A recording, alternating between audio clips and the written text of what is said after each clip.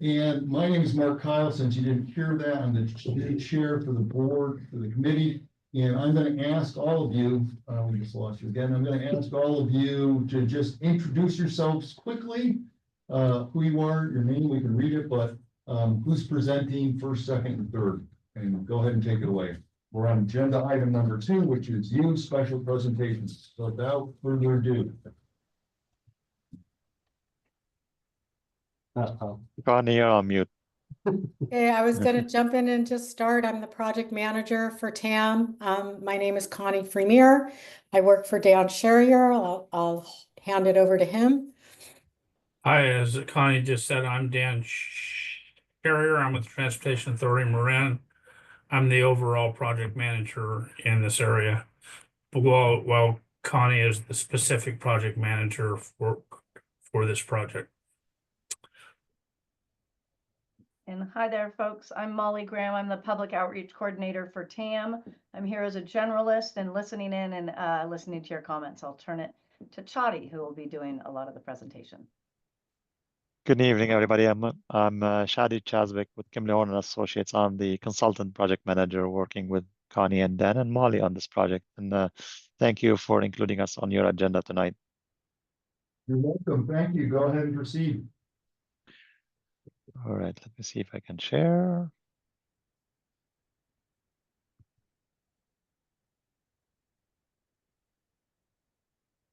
And can you see my screen? We can, yes. All right. All right, so tonight the presentation is about the 101-580 Multimodal and Local Access Improvement Project. It's a large project, but within that is a bike and pedestrian component. That's going to be the main focus of this presentation. We've already done the introduction. We have a couple of team members I want to acknowledge who are also in the audience listening. Charles Gardner, who's our outreach consultant from Catalyst, and Davey Huang, who's my project engineer with Kimley Horn, who's working with us on the geometry and the project engineering part. We're going to do a quick project overview, and then I'm going to dive into the alternatives, and then we're going to zoom further into the bike and pedestrian improvements on Pelham, Anderson, and the connection to the car park. Give you a quick update on where we are on the schedule, and then we'll open up for a Q&A. So about 10 minutes presentation or less, and then we'll open up for Q&A. So overall, the project is to has a purpose to improve the regional connectivity between northbound 101 and eastbound 580. As you know today, the only way to get from 101 to 580 is to exit at Sir Francis Drake, or to drive up to Pelham, exit at Pelham, and then get back on.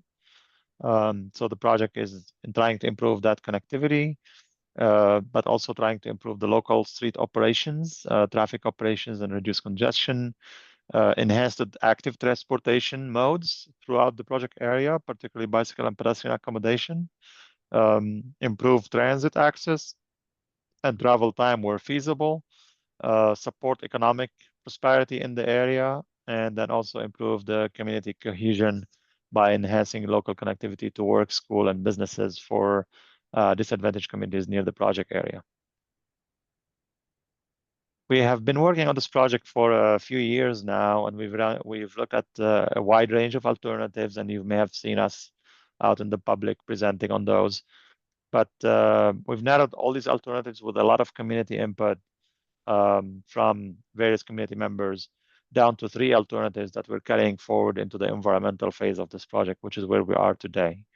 The 3 alternatives are alternative 1, which is the local street improvement on Pelham Boulevard. So this alternative 1 does not include a freeway-to-freeway connector. It's just improvement on Pelham. Alternative 2, it does include alternative 1 improvements, but it also adds a freeway-to-freeway connection at the location shown in blue on the map on the screen. So this one will be roughly around Sims Street, behind the post office, if you know the area. And alternative 3 is similar to alternative 2. It does include the alternative 1 improvement, but also adds a connector. However, the location of the connector would be near the existing Pelham off-ramp. And what would happen there is the off-ramp from Balam would be become an off-ramp both to Balam and also to the new connector at that location. And then, of course, we're going to also study as part of the environmental document as a requirement is to look at the no-build condition. That's if we did nothing, what would the condition be? So I'm going to skip to show you alternative 2 and alternative 3 details, and then we'll come back to alternative 1 because that's where a lot of the Balam and bike and ped improvements are going to be. So we're going to just go over 2 and 3, alternative 2 and 3 first at a very high level, and then we'll take a deeper dive with alternative 1 when we come back. So alternative 2 is proposed direct connector coming off 101, roughly around the top of the hill. And then it will swing around over Jacoby Street and the Cal Park Path and the Smart Train tracks, and then over Anderson, and then parallel Sim Street, and then back onto 580, going back to the bridge. This alternative would be mostly on a structure as shown. It'll be a 2-lane connector ramp, is what was currently envisioned. And estimated cost in 2030 dollars is around $225 to $290 million range. We're still very early in the planning stages, so these numbers are subject to change. Alternative 3 is, as I said, it's closer to the existing Balam off-ramp. So with this alternative, the exit that you have today right here, leaving northbound 101 at to Balam, that becomes a 2-lane exit. And what happens is that if you're going to Balam, you stay in the left lane and you continue to use the off-ramp as you do today. And if you're going to 580, you stay in the right lane, and that will lead you onto the 2-lane connector that takes you over the off-ramp on the other side and then back onto 580, merging with 580 as it travels across Balam on the other side. This is some of it is going to be on a bridge, and some of it's going to be on retained fill, basically. But it does have a couple of structures. It is behind Marin Square, if to give you an idea where it is. And cost of this one is a $200 to $260 million range. So similar in numbers. It's a big numbers in terms of cost because of the amount of structures and civil work that needs to be done, civil construction work that needs to be done. These numbers include the cost of the Balam improvement on that we're going to talk about as part of alternative 1. So these numbers include the bike and pedestrian improvement on Balam. Again, subject to change as well. So now let's dive into alternative 1, and which focuses on the Balam corridor. So a little bit of a background on alternative 1. We've heard a lot of the community when we started the project. We had only the connector options initially, but then we've heard a lot of the community around the need to do something on the Balam corridor to improve the congestion and the bicycle and pedestrian accommodation through that corridor. So we've added this alternative into the mix for the project, and we wanted to have an option where you could do only the Balam corridor improvement and without the connector in case we need to. We don't have the money to do all the more expensive options that we'll have something sooner that can be done with a cheaper price tag. So first, to walk you through some of the things that we've heard, the eastbound 580 off-ramp, as you all know, is the backup on that off-ramp coming off northbound 101 and also coming off eastbound 580 or southbound 101 with the weave situation there. That's an issue for all the commuters who travel through the corridor. The signal timing through these signals here, which are very close to each other, could be optimized or improved. Inadequate bicycle and pedestrian infrastructure throughout that corridor, with either the conditions of the sidewalk or obstructions on the sidewalk, and then intermittent bike lanes through the corridor. Insufficient crosswalks on this side. We heard a lot of people try to jaywalk across Balam on that side to get to Castro Avenue. And then multiple turning movements between these intersections, and it's really the best way I can describe it. Somebody from the community said we're asking too much of these two intersections to do in this one location. And from an engineering perspective and a traffic operation perspective, what we discovered when we modeled, which I think you also can experience as a driver, is that the signals don't have enough storage capacity for the traffic when the signal turned red, so that the traffic spills back from one intersection to the second to the third and eventually onto 101. So that traffic operations issue is also showing up in the model as you experience in real life today. And this is not the only thing that we've heard. We've heard other things, but I would try to kind of categorize them in these buckets if you want. But there's a lot more input from the community that we've heard over the years about Balam. So we've looked at two options, and we're going to walk you through a couple of options here today on what's being proposed. Again, these are preliminary. We're just starting the environmental, and your input tonight would be very valuable to us to inform the process as we work our way through the development of the engineering. So the first option is going to be a roundabout option, and then the second option would be a signalized intersection option. So let's walk you through the roundabout option. Basically, what we looked at is to try to replace the two signals that are on the eastbound side with, on the westbound side with a roundabout to channel the traffic through, eliminate the need for the traffic to actually stop, but also if you want to make the traffic go through it in a slow fashion, not at a high speed. So these roundabouts are buffered roundabouts. They have certain design features that make the traffic go slow around them, but they're also designed to channel the traffic to where you're trying to go without having to change lanes inside the roundabout. So as an example, if you're on Balam going towards Kerner, but you want to make a left turn to go to Francisco Boulevard east into the Canal District, you would have signs that tells you stay in the left lane here.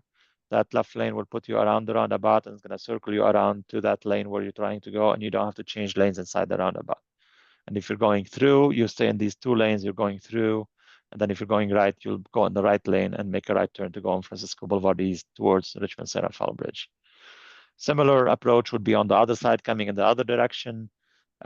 The signs, overhead signs, is going to tell you where you're going and which lane to be in, so that you don't have to change lanes inside the roundabout. You could change lanes inside the roundabout if you end up in the wrong lane, but they're designed to guide you in the roundabout to allow for smooth operation of these roundabouts without having to change lanes.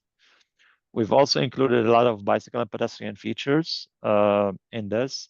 So we've included raised crosswalks across the lanes. So higher visibility for the pedestrians crossing these roundabouts. We also try to minimize the number of lanes you have to cross all at once. So we have refuge islands designed for people to cross 1 or 2 lanes at a time and not having to dash across all 5 lanes all at once. So we designed those in a way that allow people to cross safely across these lanes at 1 or 2 lanes at a time. And more details of these crosswalks and these accommodations can be further refined in the design phase of this project when we get there eventually. We've also built a plan to have a shared use path. It's a 10-foot wide shared use path for bicycle and pedestrians separated from the traffic lanes with a 2-foot landscape buffer. Basically, it's a raised path that's not at the same elevation as the street, and that space would be used for bicycle and pedestrians, and it'll be on both sides of Balam, and it'll go from Anderson to Kerner. So you'll be able to travel the entire corridor on that shared use path without having to be in a traffic lane at all. We've also worked with the transit operators in this area to improve transit accommodation. So we're making accommodations for bus stops along the corridor, and these bus stops would be improvement over what you have out there today. So we're planning to have them improve bus stops with benches or sheds or more amenities included in the overall project. So that's the kind of design on this ones. And you're gonna notice here that we are one of the major changes is the off ramp from westbound 580, which today takes you down straight onto Balam. In order to kind of untangle the spaghetti, if you want. We're trying to stream this traffic through different roads to allow smoother operation. So one of the options we're working on is to have the off-ramp traffic come down on Francisco Boulevard East, and then eventually make it onto Castro, and then use the Castro roundabout to go either left or right. So the traffic from the freeway would not go straight into this intersection. It'll use Castro instead as an alternative route, and then either go to Kerner or go to Anderson through the Balam corridor. So that would eliminate that additional ramp traffic that dumps into this intersection here, and then instead puts it in that side and allows it to approach the roundabout from this side instead. One other thing that I want to add is that's included in all the alternatives is this bridge right here, which carries the 580 eastbound over Balam. This is a bridge that has a center column today in the middle and the median of Balam. So it's a two-span bridge. And the plan with this project is to replace that bridge with a single span. So we will take that bridge down and reconstruct it, similar to the bridge that carries the westbound 580, so the newer bridge right here. It will match it. So we would have the abutments on the new bridge would match where the abutment of the existing bridge are on the other side. So we would have a consistent width under the bridge for Balam Boulevard, which would allow us to increase the accommodation for bicycle and pedestrians through that choke point under the bridge. So we'd have a consistent cross section across here with the wider shared use path on both sides. This alternative is in the $20 to $50 million range in $20-30. Some of the features what are included with these options as well, which will be the same with the next one with the signalized intersection option, is that we are gonna include a median on Balam. So we wouldn't have the lane in the middle anymore, where you can turn left out of the driveways into the other side. You can do right in or right out of these driveways on both sides of the freeway, but you can't turn left out of these driveways with this. And this will allow a smoother operation of the traffic, and then less challenging in terms of the pedestrian and bicycle with people turning left when there's somebody on that on that sidewalk or a bike lane. And then on this side, Lisbon Street would be also right in, right out. No left turn out of this one. And same thing with Belvedere. But with the roundabout, you could go down to the roundabout, make a U-turn and come back if that's the direction you want to go. I will move to the next option. The next option is the signalized intersection. It looks similar to what you have out there today, but it's the difference is that we changed the number of lanes at the intersections to allow for smoother traffic operations. We've also planning on redesigning the timing of these signals so that they can work together to allow smoother operations of the traffic through that bundle of intersections at this location. But in essence, it's basically a similar configuration to what you have today in terms of the number of intersections and the number of legs at each intersection. The bicycle and pedestrian accommodation is also same to the roundabout. It's a shared use path along the entire stretch of Balam on both sides, and same treatment in terms of the median and the right in, right out at the driveways, and also the replacement of the bridge. So those are very similar features in both options. Really, the only difference here is instead of a roundabout, it's a signalized intersection. And in this option, at least for now, we are planning on keeping the off-ramp where it is. We're not doing the connection to Francisco Boulevard off-ramp connection under this option. We're keeping the off-ramp as it is today from westbound 580. There's some additional features. Actually, before we go there, the cross section under 580 would look something like this. Today, you have the 2-through lane and the left lane that puts you on Francisco Boulevard East or on the on-ramp to 580 westbound, 101 northbound. And coming back from the Kerner side, you have 3 lanes and then 1 left turn lane that puts you on the eastbound on-ramp. In the new design, those 3 lanes become 2 lanes with a left turn lane. and then going towards Kerner, there'll be 4 lanes instead of 3. And the left lane will take you to that Francisco Boulevard East connection. The 2 through lanes will take you down to Kerner, and the right lane will take you down to Francisco Boulevard East, going towards the Richmond Central Bridge. And the space that we gain by removing the center median would be given on the outside to get the shared use path on both sides with the 2-foot landscape buffer.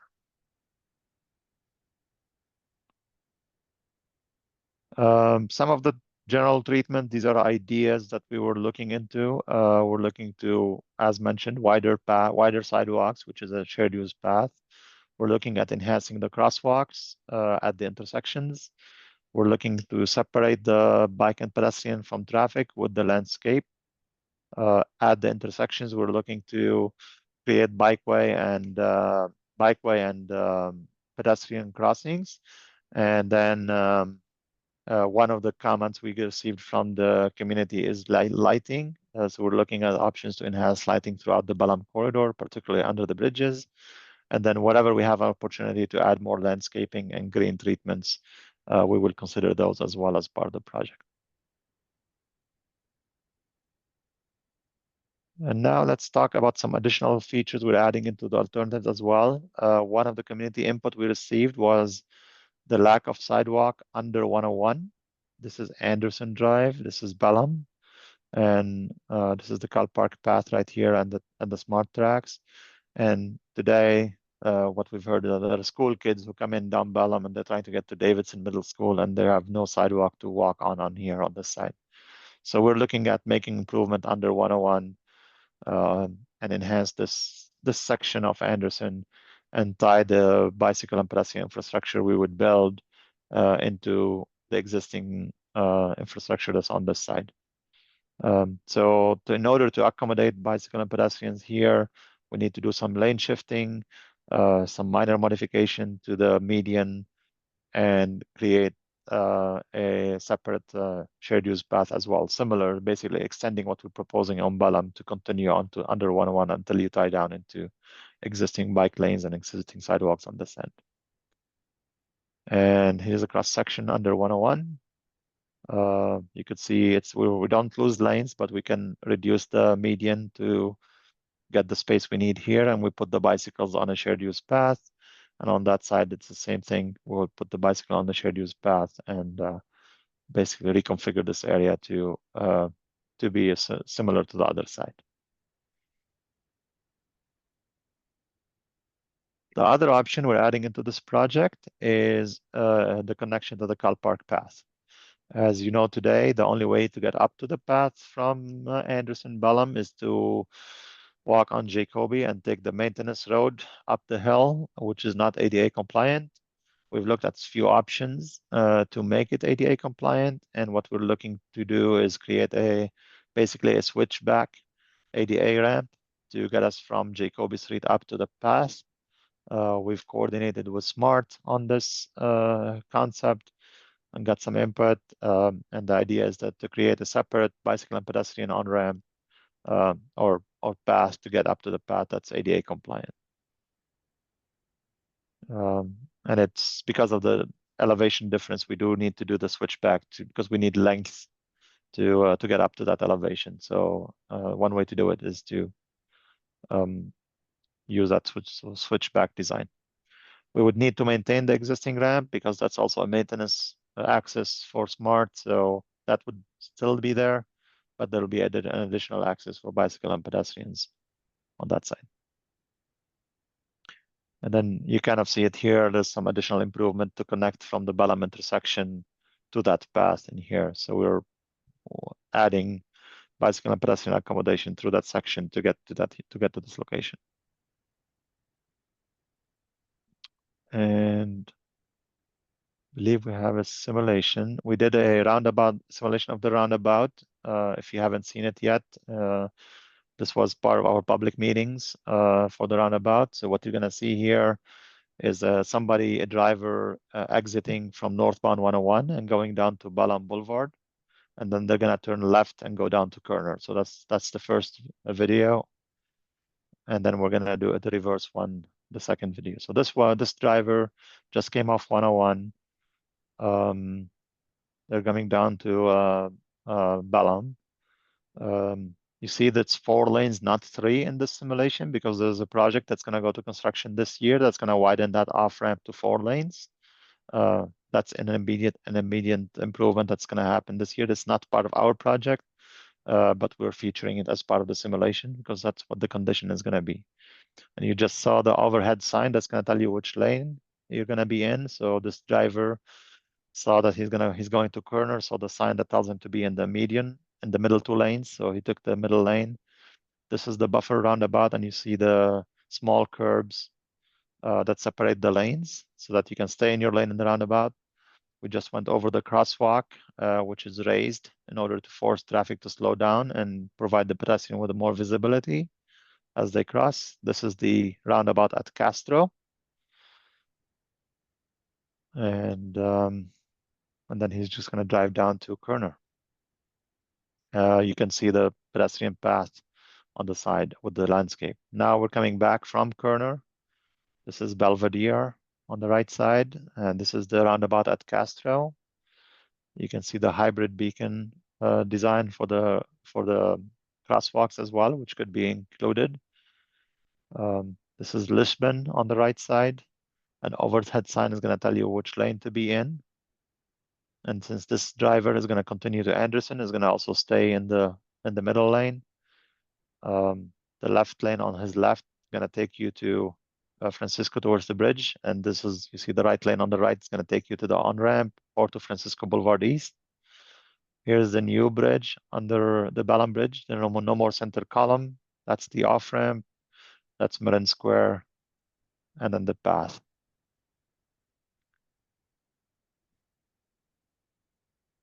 And then 101 is in the foreground there.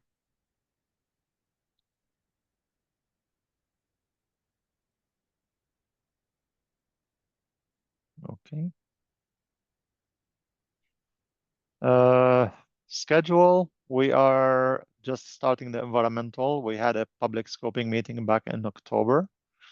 So we're doing a lot of the technical studies right now on these alternatives. This is a long process. It'll take us about roughly 1.5 to 2 years to get through, to get to a draft environmental document. It will be circulated to the public for review.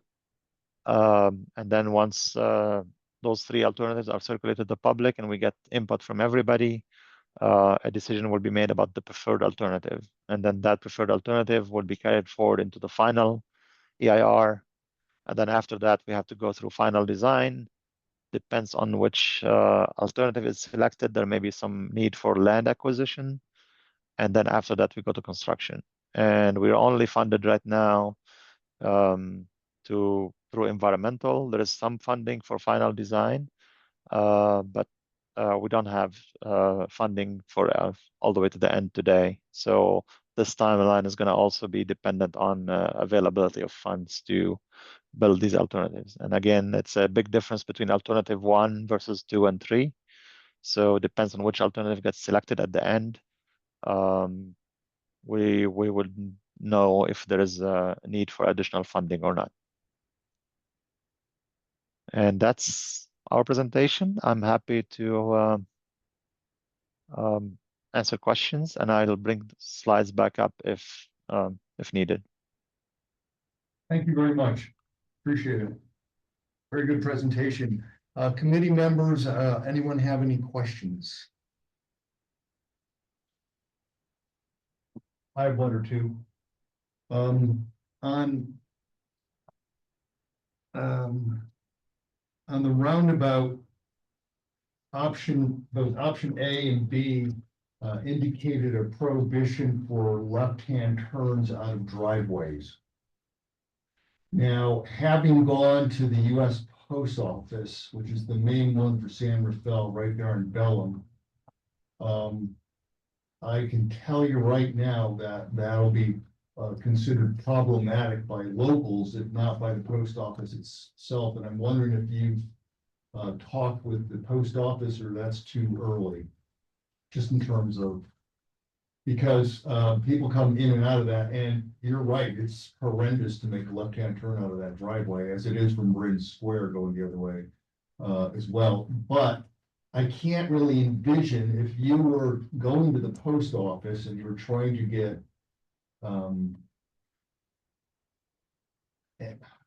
if you're trying to go in and you're only trying to go in two directions, you might be okay, but going south out of there, let's say I'm heading right, you go to a roundabout, could take you downtown, but if you needed to go somewhere else over to Jackson's Hardware or something like that, you'd be taking a very circuitous route to get there. Or if you lived over in Bret Harte, it would be very circuitous. I can comment that one thing that doesn't exist now is now you have to go down a way to the traffic signal for U-turn if the left turns would be prohibited. But you can make a right out of there, and the roundabout is right down there on the roundabout one. You're right on the modified signal. It's a huge problem, but you can't just circle around the roundabout and come right back. But this is all early on. This is just things that are being analyzed that particular way. And those are the kind of things we want to hear. Yeah, and as Shadi mentioned earlier, you know, we're asking kind of this corridor to do a lot.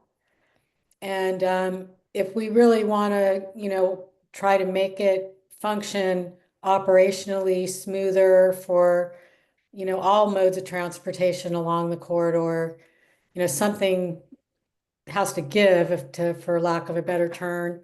And so, you know, eliminating some of these turns out of the driveways eliminates some of the conflicts and helps overall with the flow of traffic and bicycles and pedestrians along that corridor. So that's why we're looking at that. And like Dan said, we're just, you know, this is all proposed and we're studying the impacts.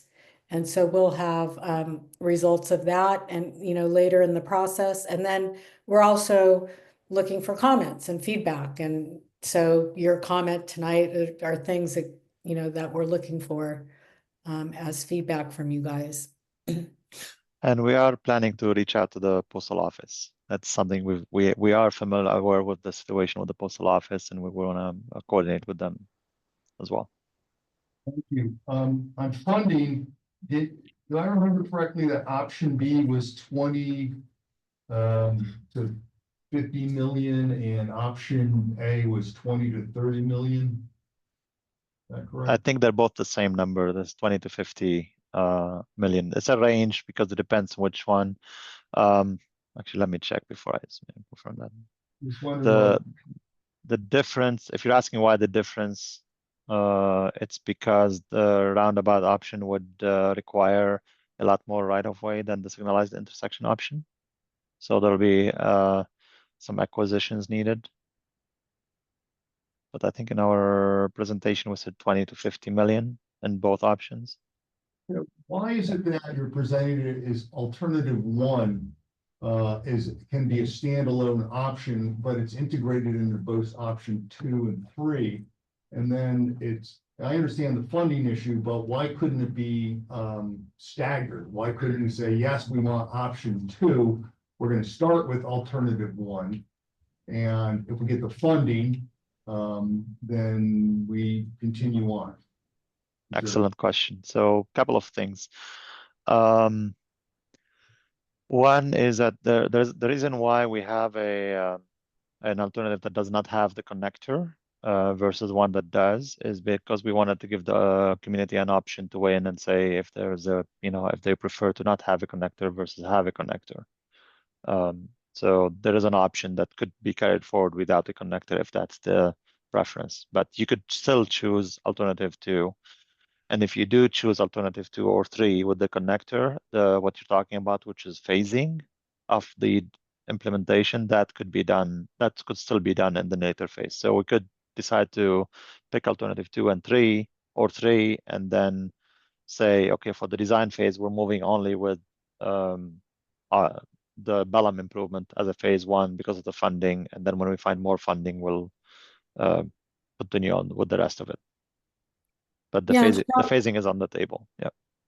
Yeah, and Shadi, I just wanted to add in terms of, the Y alternative one, during the planning phase, we did some early traffic studies that indicated that by improving the operations along Bellum, it improves the backup on 101, on the Bellum off-ramp and the backup on 101, which also gets tied up with regional traffic. So even though there's not a connector, we are finding that there are benefits to just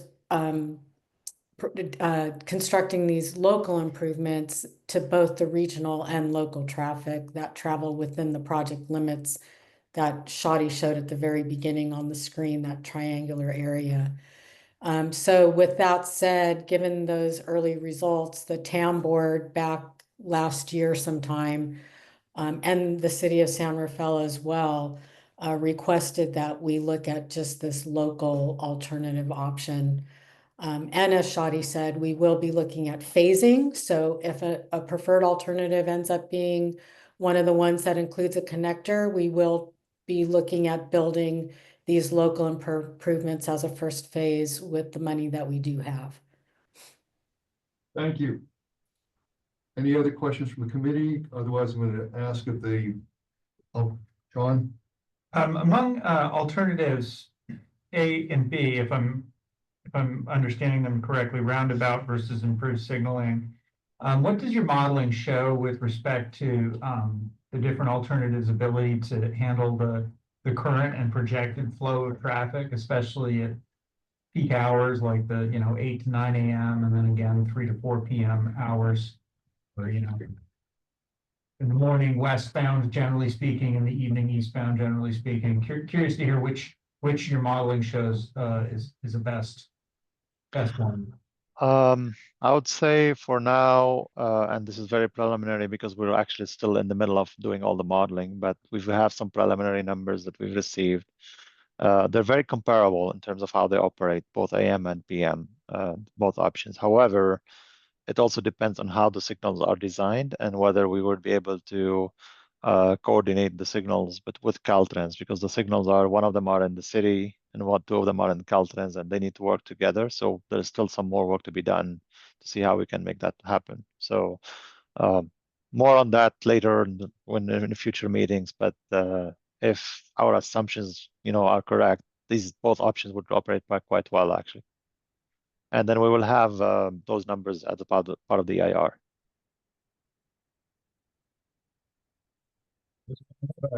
Question, if you don't mind. Have you given consideration to in the westbound portion of Bellum, adjacent to Marin Mart, the informal job market that takes place there every morning and its effect on your traffic studies? I'm just curious to see how that figures in. So that's not necessarily a traffic model variable you can put in terms of people stopping in the lane, or so that's a little different. I think that's more of it's not a traffic model, it's more of maybe something that we can work with the city on, or somebody could do something about exactly how this operates in a little bit more organized fashion. So that's something that maybe more of to have a conversation with the city about. Thank you. Yeah. Barry? I just had a question. So is the study area boundaried? Is it kind of firmly set that it stops at Anderson? And the reason I'm asking is that I know that there's a development project that's been proposed on Woodland for about 80 condos, and getting underneath the tracks would be, it's pretty bad there right now, and that would be a good connection to make, but maybe that's a separate project. No, I can answer this one.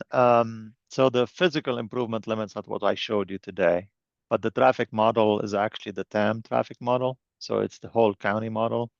So any approved development that's already in the model and the number of trips that come out of those developments are already accounted for in our traffic projections. So if that development is already modeled into built into the model, then we factored those in. I was specifically asking about the pedestrian access. Oh, sorry. Yeah. We've looked a little bit for what happens under the rail bridge and the path bridge that's under 101, and there's not a whole lot we could do, unfortunately. It's very, very tight. And then without doing something about the rail bridge, which would be a big deal, there's not a whole lot of options. And that would be way outside the scope of this project with the rail. I'm gonna open it to questions from anyone in the audience. Kristen, did you have one? Just a Oh, sorry. clarification. You had Your hand. yeah, I was being subtle. You had asked about the U-turn. Did he forget who mentioned it, that you cannot turn around, basically? You can't do a functional U-turn using the roundabout? You can. No, You can? can't. Okay. Yeah. The signals. I could see people being frustrated though. I have to hang a right, go under the freeway, go to a roundabout, go Yeah. under the freeway. But anyone who's not a presenter, because I know there's a few presenters in the audience, so striking the presenters, anyone else have a question or a comment? I do, but I'll defer to anybody else that wants to No, go start. ahead. I do have a question. Oh, first, can you say your name just for the record? My name is Joe Mulligan. Okay, thanks. I'm curious about the roundabout scenario. I'm wondering if there are ever any scenarios, east, west, north, south, where cyclists or pedestrians need to cross more than 2 crosswalks? And are the cyclists permitted to ride their bikes along with the traffic, the auto vehicle traffic? On the street itself going around. the roundabout. Correct. Rather than the shared use path. I'll answer the second part first. I don't think we're gonna prevent somebody if they want to ride in the lane, they can ride in the lane. We're not gonna prevent them, right? They could ride in the lane if they want to, but we are providing that option to use the path instead. On the crosswalks, let me share my screen back up. Maybe that would be help.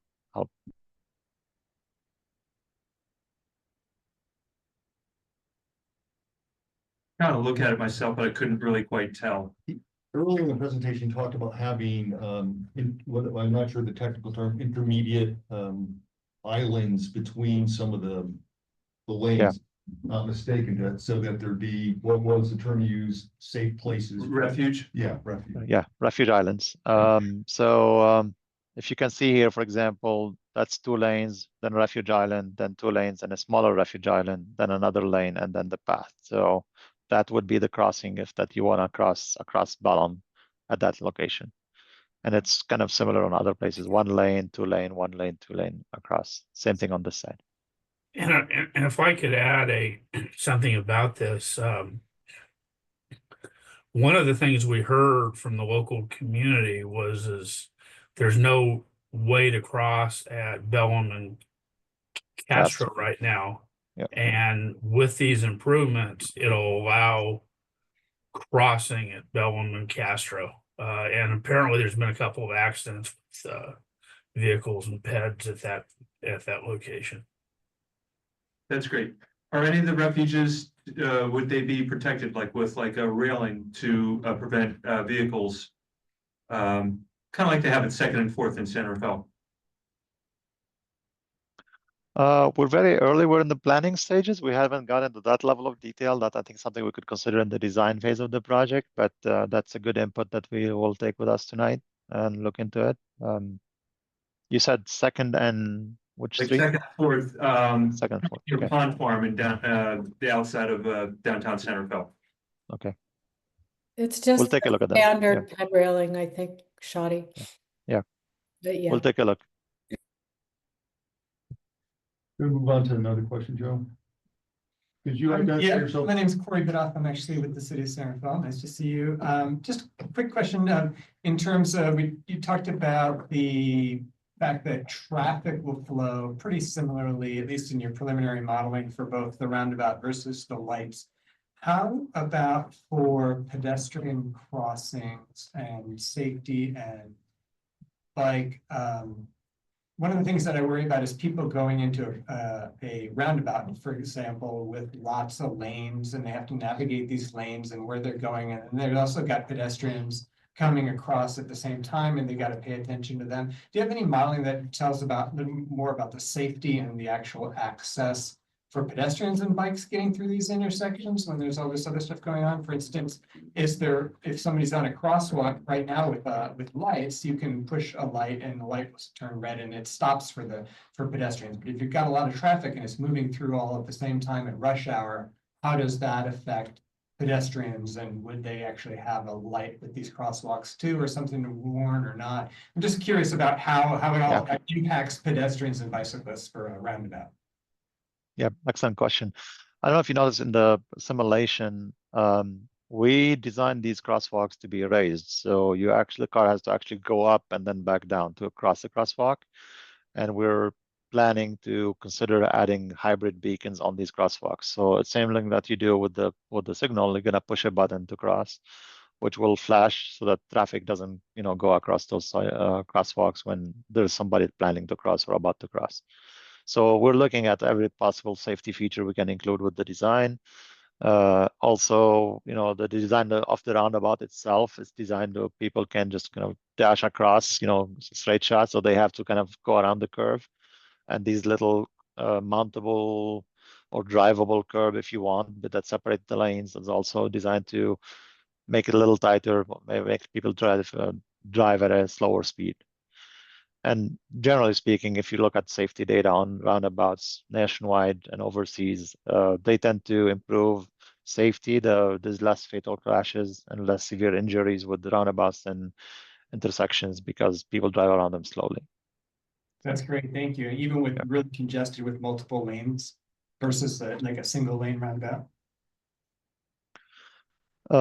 Yeah, I mean, there obviously the multiple lanes is a lot, and this area particularly because you have too many legs and a lot of things happening. It's not ideal. It's not your typical situation. But again, we're designing in a way to make people slow down when they go through those roundabouts, and add all the safety features for the cyclists and pedestrians. Thanks. Sure. Thank you. I'm gonna move us on because we have several other presentations tonight.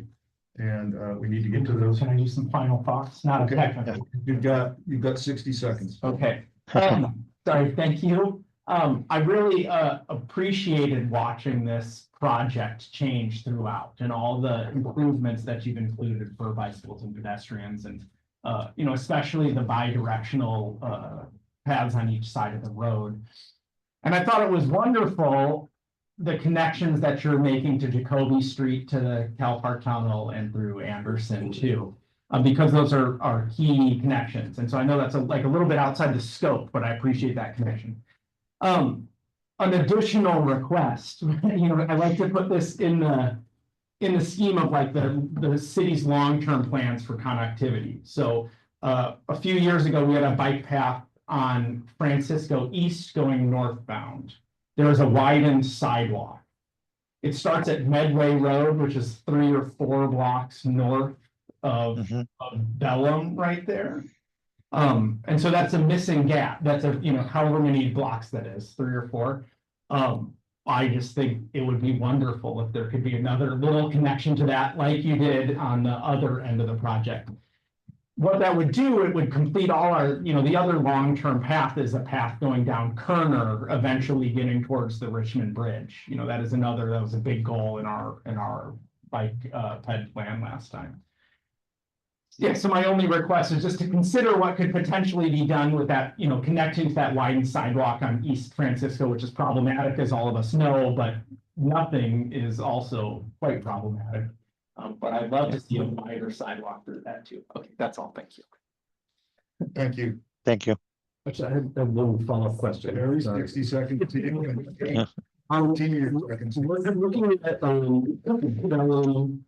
heading from 580 to Anderson. It looks like there's only 2 lanes there in the plans, and there's currently 3. Is that right? Yes, that's correct. Okay, but that's, I mean, actually just from driving there, I could see, it does seem like I don't think it's ever really jammed up over there. So I guess, is there just excess capacity there? Is that the idea? According to our modeling, yes, that is the 2 lanes would be sufficient. But we're just still in that modeling maybe, so we're not done yet. And we're supposed to do both opening year and 20 years out. We haven't gotten the 20 years out modeling yet then, so more to be done on that one. But right now, it looks like this would work for particularly for the morning commute, because that's the morning commute is the peak direction in that direction. I mean, People make it. Well, it's really nice to see the extra pedestrian connections on the roundabout alternative on the east, between Kerner and 580. That's a big need. So that's at least one thumbs up there. I also have a question for staff. Does staff have a position on the raised crosswalks? I know a lot of jurisdictions have issues with those. May I answer? Please do. Yeah. It could be effective with the signage we in other jurisdiction, we even at a signalized intersection. When the volume warrants, especially if you're making a right turn, it really slows you down. So it added another safety. But as speed humps are considered, most drivers probably wouldn't like it, but it adds some safety feature. Yeah, I was wondering, like, does the fire department have concerns about that, or because I don't know of any in Centerville currently, so I don't know if that's. Yeah, they do have, and it impact their response time. However, you could design it with asphalt or concrete or rubber, where it allows them to go through. Their tire is wider, and then other cars, they still will feel it with fire truck. So the common practice is we take the fire department, they have input the location, they have input on the design. Okay. So you could make some features where they will not be impacted that much. Mary, I'm gonna move us along. Thank you. Go ahead. Yeah, I want to thank the Kimley Horn folks and the TAN folks for your presentation tonight and for listening to comments and suggestions and questions. And keep it up. Thank you for including us. Okay. Thank you, everybody. Yeah, bye. Good night. Thank you. Good night. No need for a motion to do anything on this agenda item. So let's move to the other agenda items under number 3. And we have a couple of informational and then a presentation. And which should we just go with 3A? Any staff person can say yes. You're shaking your head. Yes, Kelly. Okay. Like that. Person with the least seniority is going for it. Go for it. Oh, that's C. Do you want to do that one? Doesn't really matter.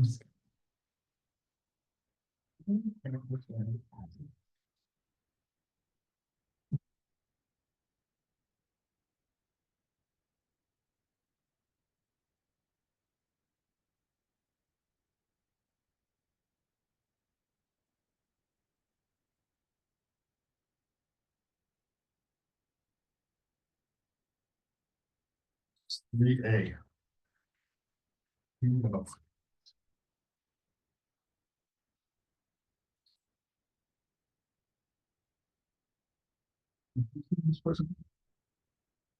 We're gonna start off.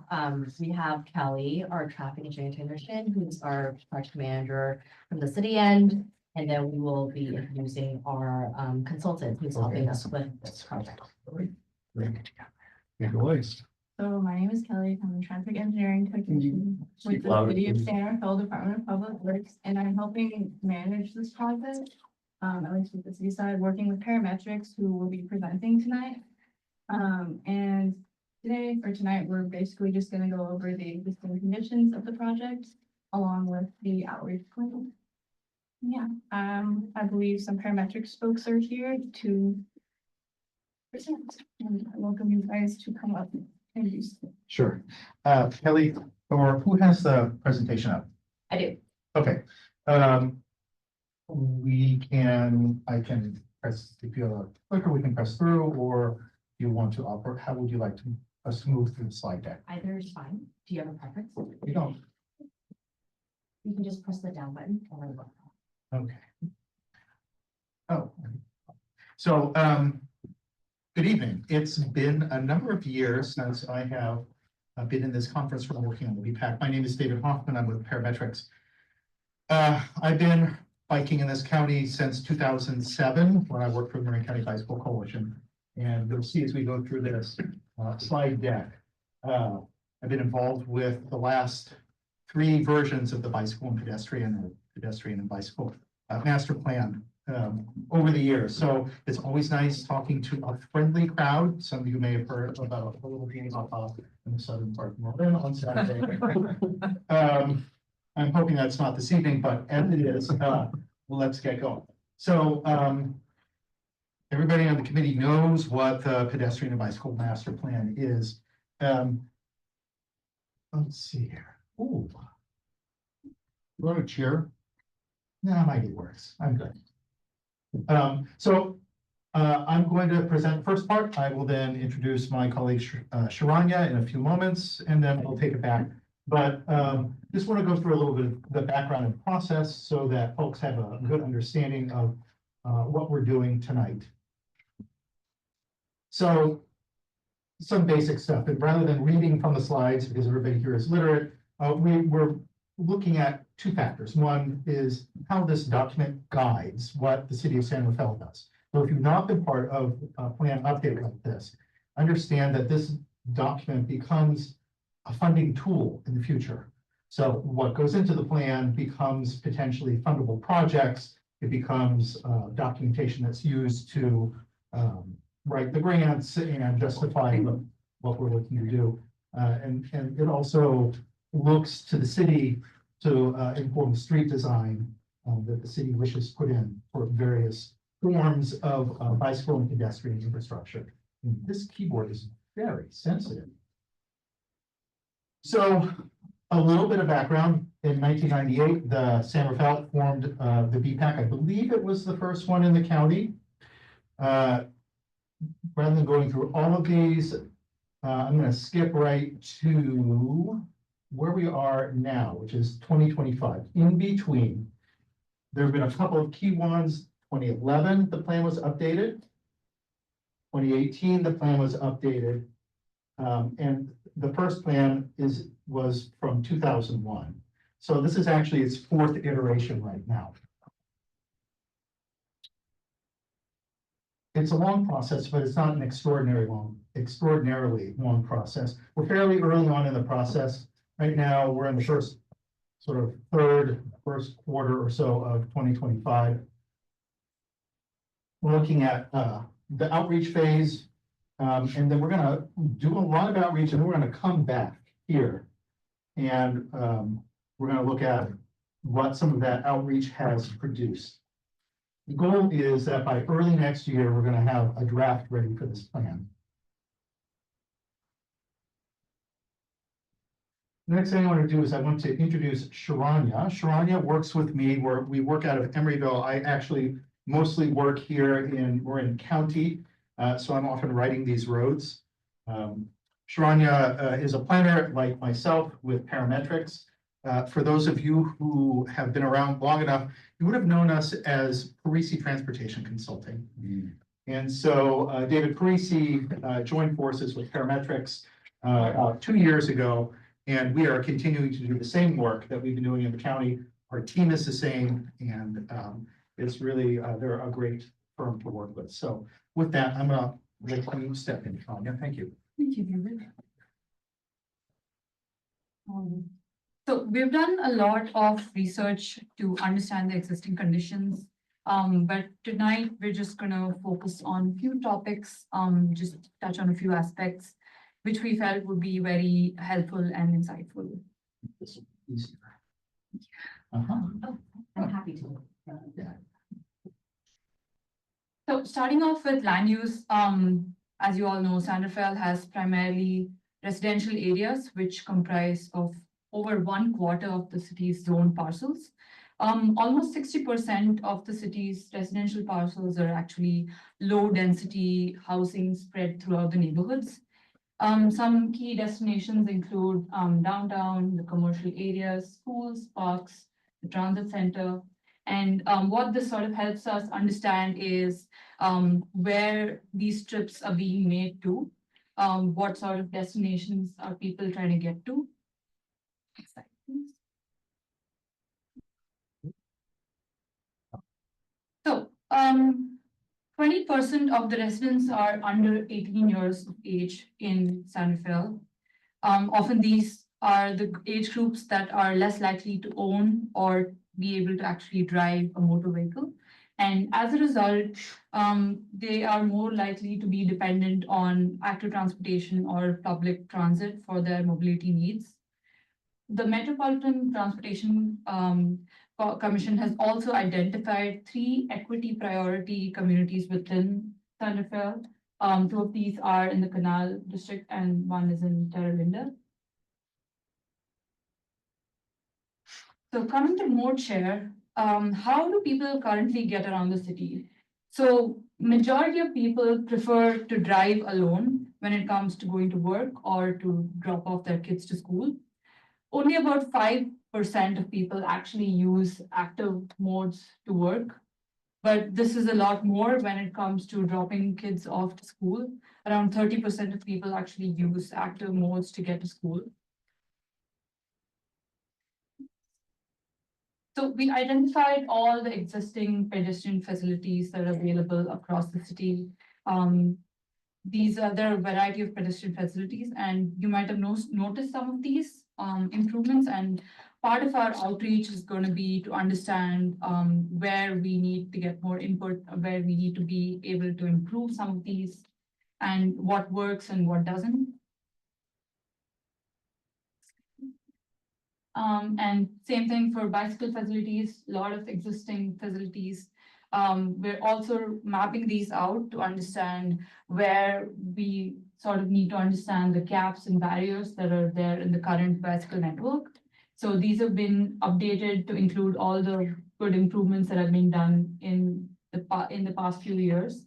And so this is going to be very useful for us to sort of identify where we need to actually focus those improvements. We also studied the safety aspect of active transportation, and when it comes to pedestrian crashes, there were 229 crashes between 2018 and 2023. This is all around 5% of all the crashes that happened between 2018 and 2023. 3 huge takeaways from this was, unlike motor vehicle crashes, 95% of all pedestrian crashes lead to injury in some way. The top 3 primary collision factors that actually contributed to these pedestrian crashes were pedestrian right-of-way violation, pedestrian violations, and unsafe speed. This does not mean that the pedestrians are at fault in any way, but it's mostly due to motorists' inability to actually yield or to drive at safe speeds. And some of the top pedestrian crash locations are mapped out here, and what we can see is all the intersections and roads with the highest number of pedestrian collisions are all in the downtown area. Some of these are 2nd in Ritter, 2nd in Tamalpais, 3rd in Heatherton, and some of the top segments are 3rd Street, 5th Street, and Mission.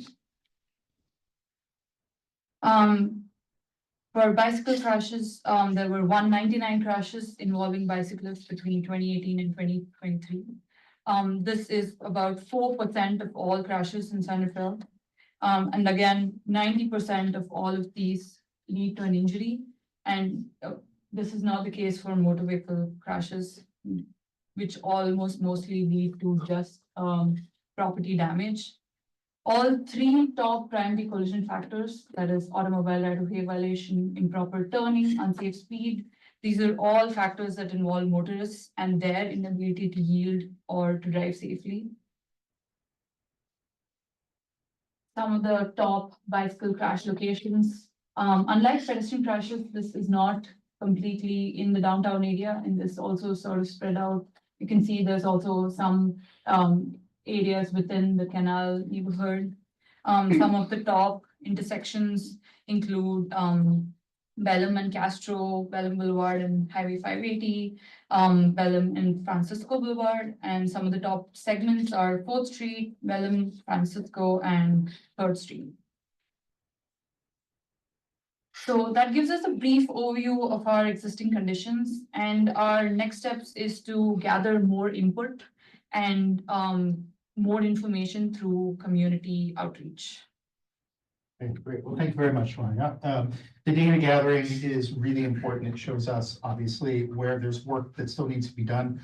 When I look back at how the city has developed in the last almost 25 years with a bicycle and pedestrian master plan, a tremendous amount of work has been done. A lot of infill has been done. We've got bicycle routes, we have bike lanes now, we have what used to be experimental facilities that are now de facto facilities that people put in, like a class 4 facility. 10 years ago, that was unheard of. So there's been a lot of changes that have taken place over the last 3 iterations of the plan. What we really need to do is look forward, continue looking forward at what we can do to further improve safety for bicyclists and pedestrians, and also include some of those facilities as we can, especially to fill the gaps. So we have 2 outreach phases. We have a community outreach phase, which is right now April and May.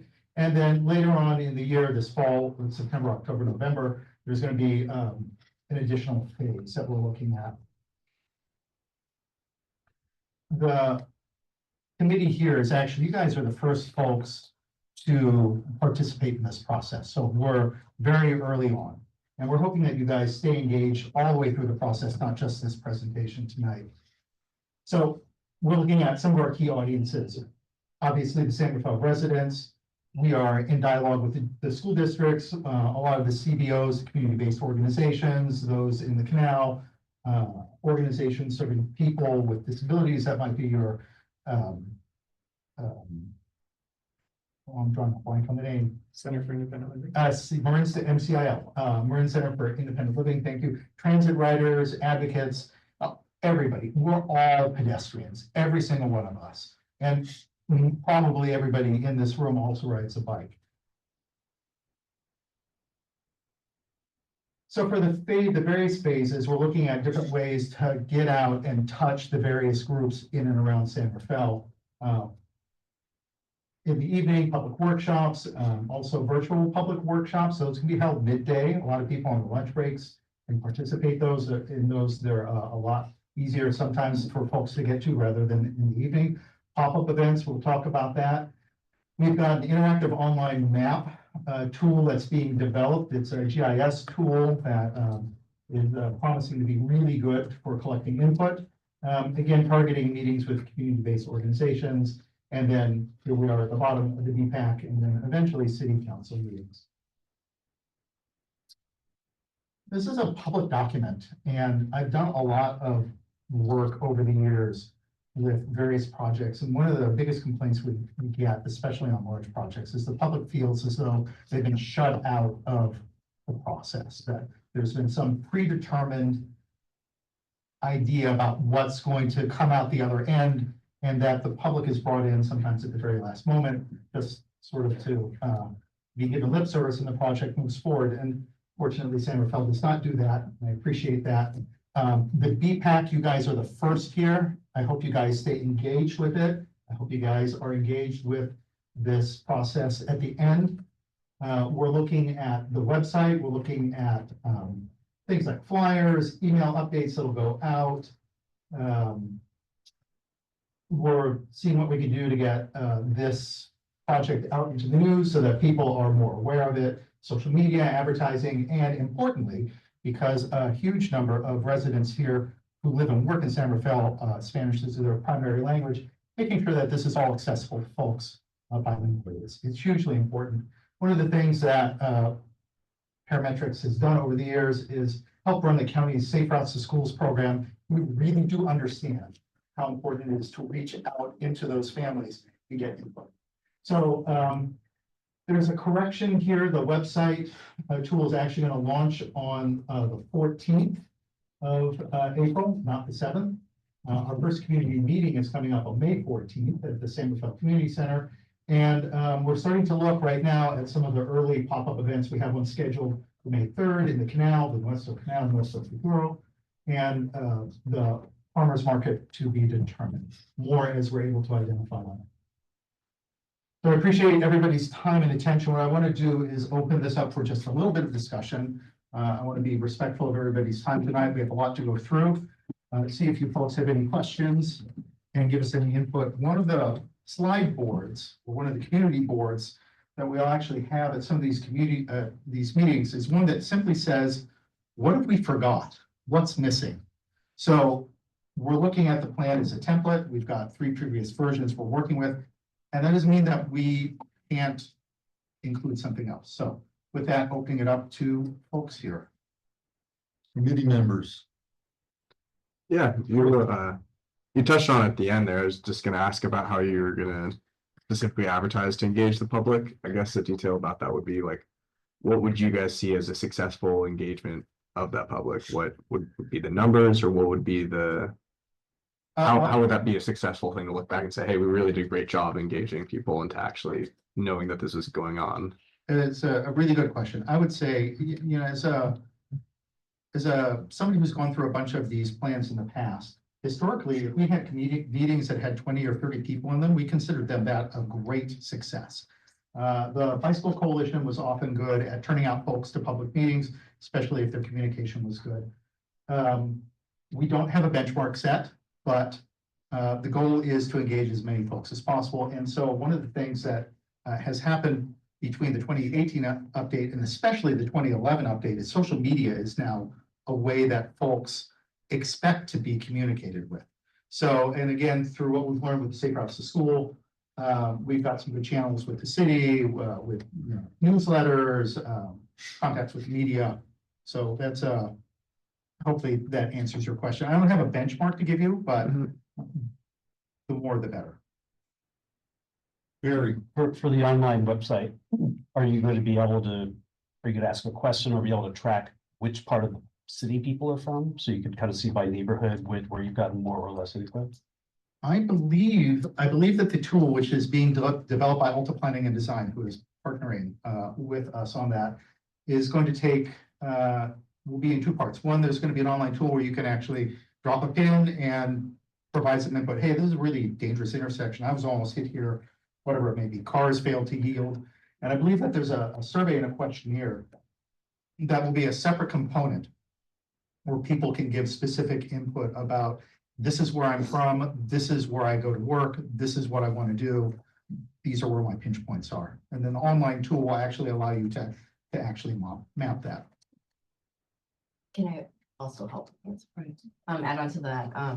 We are also working with our city manager's office and our new communications manager to help us set up metrics on, like, you know, establishing like the different community groups that we can work with to help us like develop these benchmarks on how do we, you know, measure success, I think, in getting feedback. From what I recall in the last version of the update, you know, there were certain groups that were a little bit harder to get like input on. And I think even TAM had like their own like, I think group of transportation experts in one of their projects where they're educating like residents in the, I think East NFL area, like, hey, these are like technical terms they can use to communicate and spread the word. And I think BPAC is one of the first places we're going to, but a lot of pop-ups that we're going to, we're really asking the public to help share their information and talk with their friends, their networks, because I think that's what's really effective is word of mouth a lot of times. And even the survey, we've gone through several phases of vetting on like how we're asking questions, being very intentional and thoughtful. You know, just a quick preview, right? You know, we give people options to provide information if they're comfortable with like their location, are they commute, how are they using, you know, these access routes to get, are they going to work? Are they going to recreational areas? Like what are they using this for? And how often? So we're trying to collect data to really like feed into this update and even understanding like, you know, where is the need? And it's like, you know, we understand all the data from the collisions, but then also understanding from like the community, like what is the most useful, what's the most impactful. Awesome.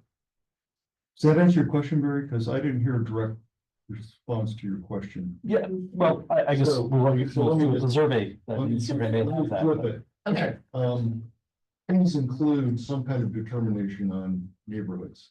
So if that's not an explicit survey question, let's make it an explicit survey question. there's, So without going in back and forth, I heard a concern of how to identify, so we know that it isn't a bunch of radical activists out in Glenwood packing the ballot box. But that, it's that way. So if you have methodology for that, great, you don't need to drill down on it tonight. Because we have other presentations, and this is our one bite of the apple on this first round. This is a stinky bite of the apple, and I want to.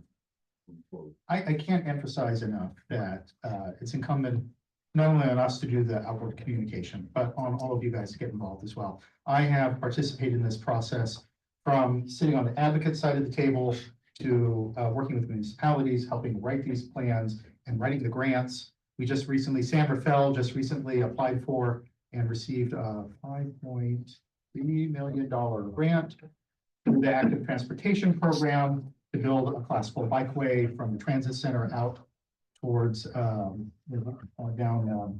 3rd Street, North San Pedro Road. It's you know, that's the sort of stuff that's included in this plan. And if I'm able to actually say, here is what the plan is, and this sounds simplistic, but I can't tell you how powerful this is when I'm actually sitting down and writing the grant. This is what gets the money. The work that we do here is what gets the money. Thank you. Other questions from committee members? I want to, so when, I want to, bring up one question. One is that, is the survey, there was a survey done for the 2018 update.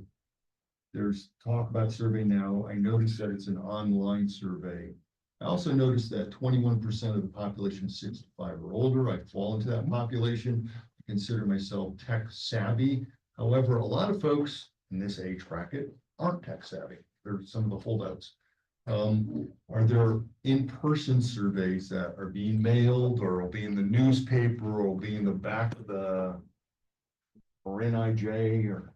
What I can tell you is that the public meetings or any outreach event will be able to conduct those surveys, whether it's with a device where we sit with somebody and say, tell me about your pain points, and then somebody's actually there operating the survey and putting the data. My mother is 86 years old and has a lot to say, but she can hardly answer her phone. Right. So I understand. So, but that That doesn't answer your question No, it doesn't. about, you know, are we going out to the IJ to say, here's a survey point? I can tell you that the Transportation Authority of Marin will most certainly, I'll guarantee you that it will be in the TAM Traveler, because I write the TAM Traveler for TAM. And so it will be included in that. It only goes out to about 2,200 folks. But we also will get that out to various municipal groups here. You know, the city of San Rafael has channels. And we can certainly look at getting something in the IJ. You know, again, TAM can assist with that. Yeah, I don't know what the population size is, but I'm curious whether there's any old fashioned paper. Well, as we all know, Marin County is a older community. Right. That was my Yeah. my concern. Yeah, no, I'm San aware. Rafael has the funds for, maybe they do a mass mailing. Other question, Christian?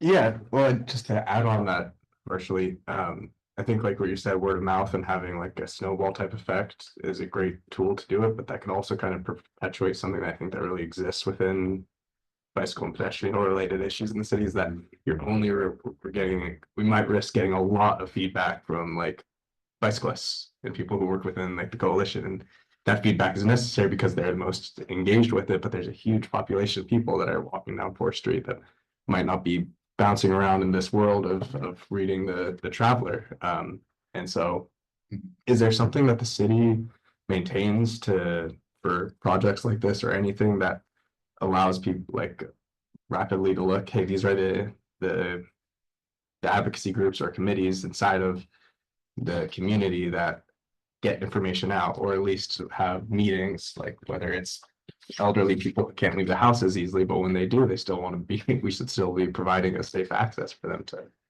utilize all this. And that's not just one I have demographic. an answer to, but it looks like you also have an answer to that. No? I can start if you want to add on to it. Absolutely. Yeah, so I mean, this is just like one public meeting. Yeah. Forum, right? We have a list of other, stakeholders that we'll be reaching out to, not necessarily presentation, but even like, conversation or just like sharing with them and then, chambers. There's also, we're probably gonna go to Parks and Rec Commission, trying to reach different populations, going to community centers where we can put flyers and have staff help people with like surveys that, may not be able to. And, those are like areas of gathering. Yeah. I think that's what we're targeting. And, yeah, like reaching out to like partners, even like some of the transit agencies, making sure like, their ridership is also like being contacted because, that's the first and last mile connectivity. That's like really important. So, that's part of what we're doing. Part of my job involves writing grants to fund these projects. And part of that grant writing involves inviting and identifying community groups to help participate in those grants. So we've got a pretty good list of folks here in San Rafael that represent older folks in San Rafael. So we'll be reaching out to those groups, whether it is Marin Center for Independent Living or folks that are running some of the facilities that serve older residents here in San Rafael. That's all part of the plan. Yeah. Older folks, generally, if they're not driving, they're generally walking, and they're walking, within a mile or so of wherever their home is, to the store, to a medical appointment, to recreation, to a seniors group, whatever. We've got a pretty good beat on that as part of the public outreach. Cool. Sorry to push in on that. These are great engaged questions. No apologies. Well, I just think it's of anything, getting a more robust engagement for all operations and make people feel more inclined to provide this feedback that you think. I think school districts is also like a really huge. Yeah.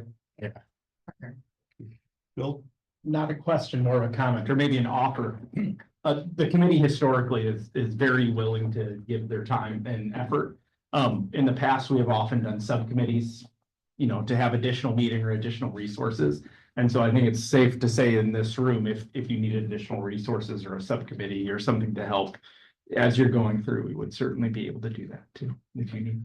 I think And I think we'll also come, I mean, I know I'll come to all these different meetings. Yeah.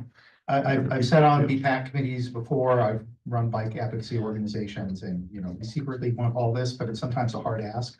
I'll bring that back. We'll bring that back to the project and see what we can do to engage you folks in a meaningful way, so that it's not just lip service that we're giving you, but to actually be able to provide these plans, input into these plans. Look, this is the fourth iteration of the plan. It's a fairly mature document. That does not mean that there isn't a whole lot of opportunity here still.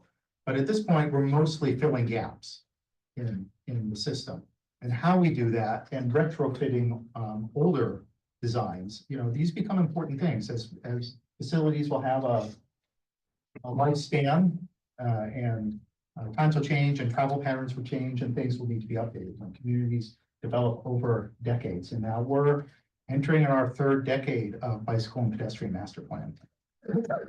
So one of the things that I'd be interested in, we've talked about this, is it is a larger chunk of time for feedback to kind of chew on this and provide feedback, because we do have a couple other presentations, but it feels skimpy, to say the least, that we only get 17 minutes to interact with you tonight, and that's like, oh, well, now we've talked to BPAC, so I know that's not your intent. Dave. Yeah, no, But yeah. I'm saying sitting here like, geez, I want to spend more time gnawing on this and breaking it apart. I'm sure there's a few other folks here as well. So maybe we can set up a subcommittee or just another meeting. We'll have a desk ready for you Monday and then that's right. And then my vice chair, John, will be there. Absolutely. I welcome the input. Parametrics welcomes the input. It's my personal goal to provide a plan that the city is proud of, that it's a robust plan that doesn't have gaps in it, that's been vetted by folks that actually ride or walk. We're doing a lot of the data gathering to see, all right, where are the pain points? People say, I have trouble here. And then we're looking at the data and, and we're seeing what we can do to make the stories come together. And it's important work.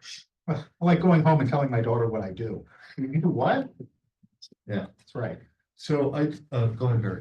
I just want to, I want to thank you for showing the collision map, because that's something that has been just sticking in my brain for the last several years. And just looking at the collision map of the downtown area is just so dramatic. And it said, I saw 66% were pedestrian right-of-way violations. Virtually every intersection has pedestrian injury collision at it. And so I guess I'm just hoping that we can, I mean, I don't know what the answer is, but I'm just thinking in terms of the approach, that it seems to me there's something systemic going on here. And it's not, I don't want to be go look at this intersection, but there's something kind of, whether it's a matter of identifying a zone and doing something in a holistic way, but that just seems like a really critical thing. Early on as an advocate, I learned that if you change people's environment, you change their behavior. And, as I moved into sort of planning and engineering or plan engineering, it's a goal. So I see what you see, and it disturbs me. And San Rafael's got a fairly big and diverse population. And this is, downtown is an area where there's a lot of conflict that takes place. So, I agree with you. We may not come up with every solution, but it's part of the goal to identify and move that forward. Being respectful of folks' time and knowing that you guys have more ahead of you. David, one other, I just want to open it up Yes. to anybody who's not a presenter. I had a really just quick thing just to note on the school district things. I have young children in schools, and I think it's a really wise thing as a community member who's always wanting to find out about things before, we're kind of going down a path with them. Schools have a fantastic community, each one built into it. And since there is a disproportionate kind of use of active transportation used by people traveling to school, it makes total sense to try and reach out to individual schools, especially ones in these communities that are, maybe underserved currently by, pedestrian access, but also the ones within that fit within the kind of hotspot as it were, because I would imagine not just will you get, good responses from people who are out walking the streets, but they'll also have a real keen awareness of problems in their own communities. So that's it.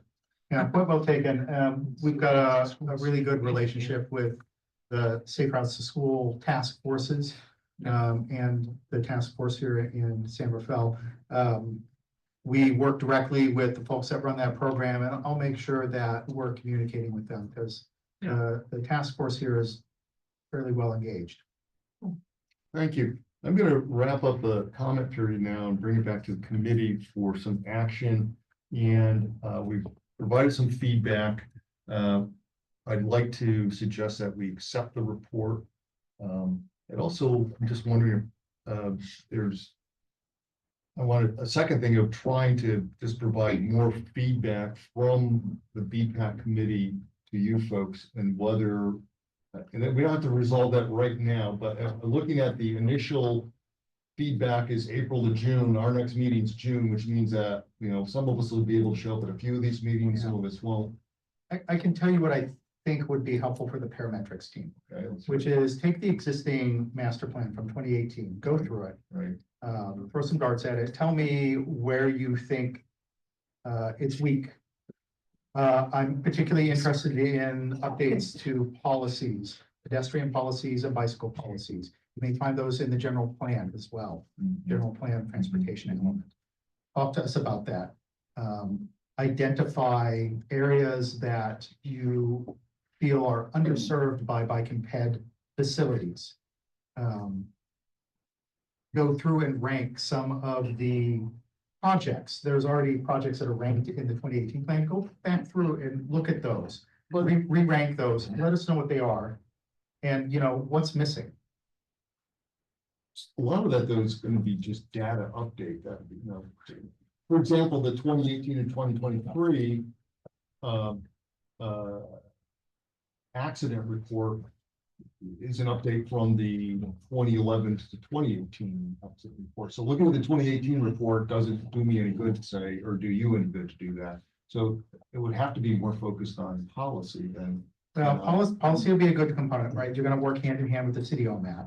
That policy is going to inform what sort of grants are gone, are sought after. And then also, if there are areas where there's an existing facility, let's take, Port Madera has a fairly good network of old Class 1 paths in and around, the bay. They're ripe for upgrade to a Class 4 facility. And make connections to some of the shopping areas. Port Madera, some of the destinations. Talk to me about how you'd like to see some of those existing facilities upgraded. Or if, once they've been put in place and they've been there for a decade, what's working and what's not working about those. Right? That helps inform what sort of money is sought after in the grants. Thank you for that suggestion. Good suggestion. Yeah. Okay. Anyone want to move to accept the report?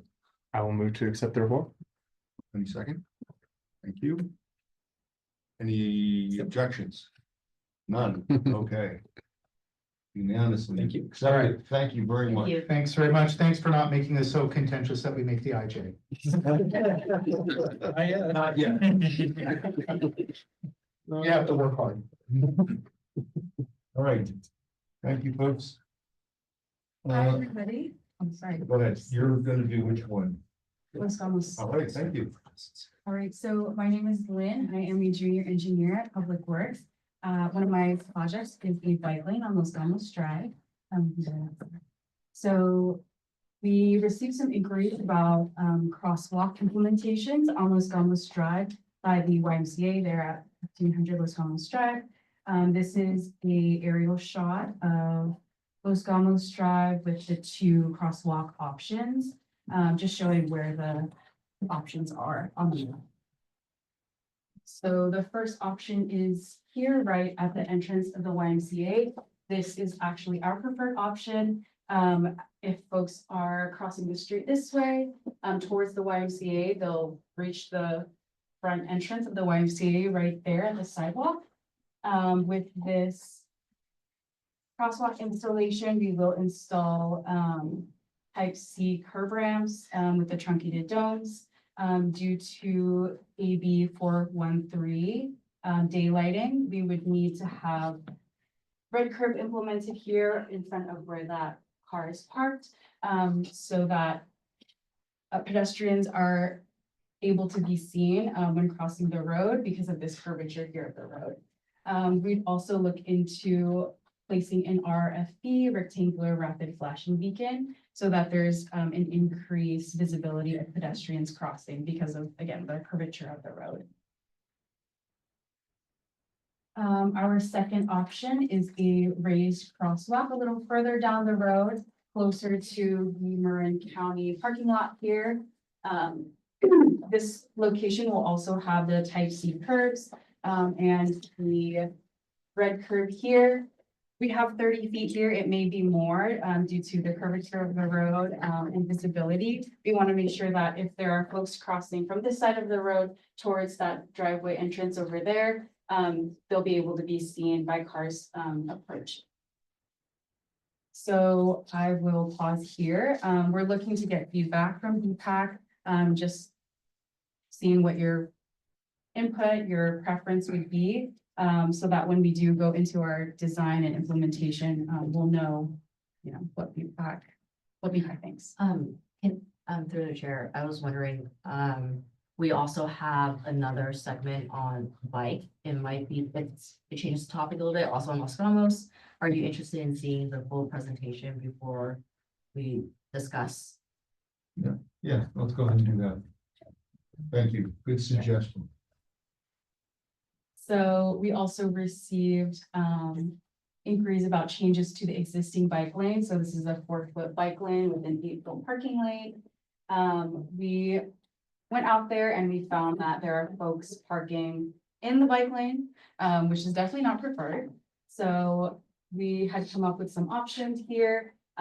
First is putting a 1-foot buffer in the parking lane. This will reduce the parking lane from 8 feet to 7 feet, but this buffer will help guide cars to park closer to the curb so that it's further from the bike lane. And when folks open their doors, there's no one there getting hit when they're, cycling down there.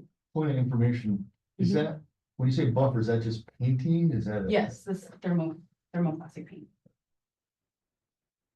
And this is our second option, 2 buffers on the outside of the existing 4-foot bike lane, reducing the parking lane by 1 foot and then the travel lane by 1 foot. Again, this is just to help guide cars, park closer to the curb. And it'll still allow for like emergency vehicles, to access the travel lane, no problem.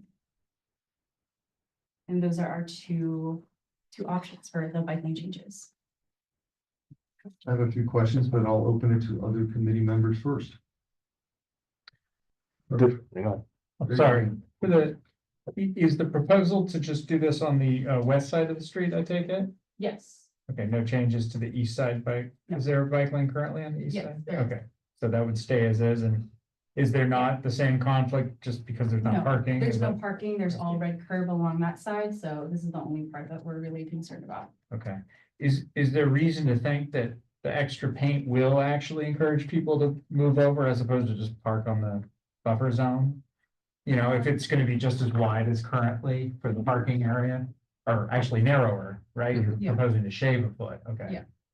But, I don't know what the psychology is of that, but do you think, is there evidence that that does get people to get a little closer to the side of the road? They do have. Yeah. more Yes, space with that. yeah, so that kind of guide them, however, when we saw that, just a lane. And some of the cars at 8 feet, even larger car, they park perfectly. And you could see, but some cars, like the case example, photo, it's a very small car. You could see even they had like 3 feet of left on the curb. So this will guide them to kind of stay next to the curb, and 7 feet is plenty, although a standard wish list for width of parking. Car parking is 8 feet, but we could go here and give a foot for the buffer. And also it provides not maybe a complete door zone. Door zone is a 1.5 feet maybe, but so this is what the room we have. So a foot will help also with the door zone. Would there be any need to adjust the center striping? Will the lane of travel be adequate still? Yeah, it's 11.5, and we are making it 10.5, which is sufficient. Way. What's the, or sorry, are you done? What's the point of having the outer buffer? If the intention with the inner buffer is to create something to encourage, yeah, there you go, it's gone. I didn't even know it was an option, okay. Option 1. I was also gonna ask if the sidewalk, do you guys have any information if like the majority of traffic is because of YMCA? Because YMCA has that parking lot right there, and then the parking lot across the street is for the county employees, right? Yes. So the location of the sidewalk being next to YMCA, I'm not sure if there's 2 different options where 2 different locations or installing in both.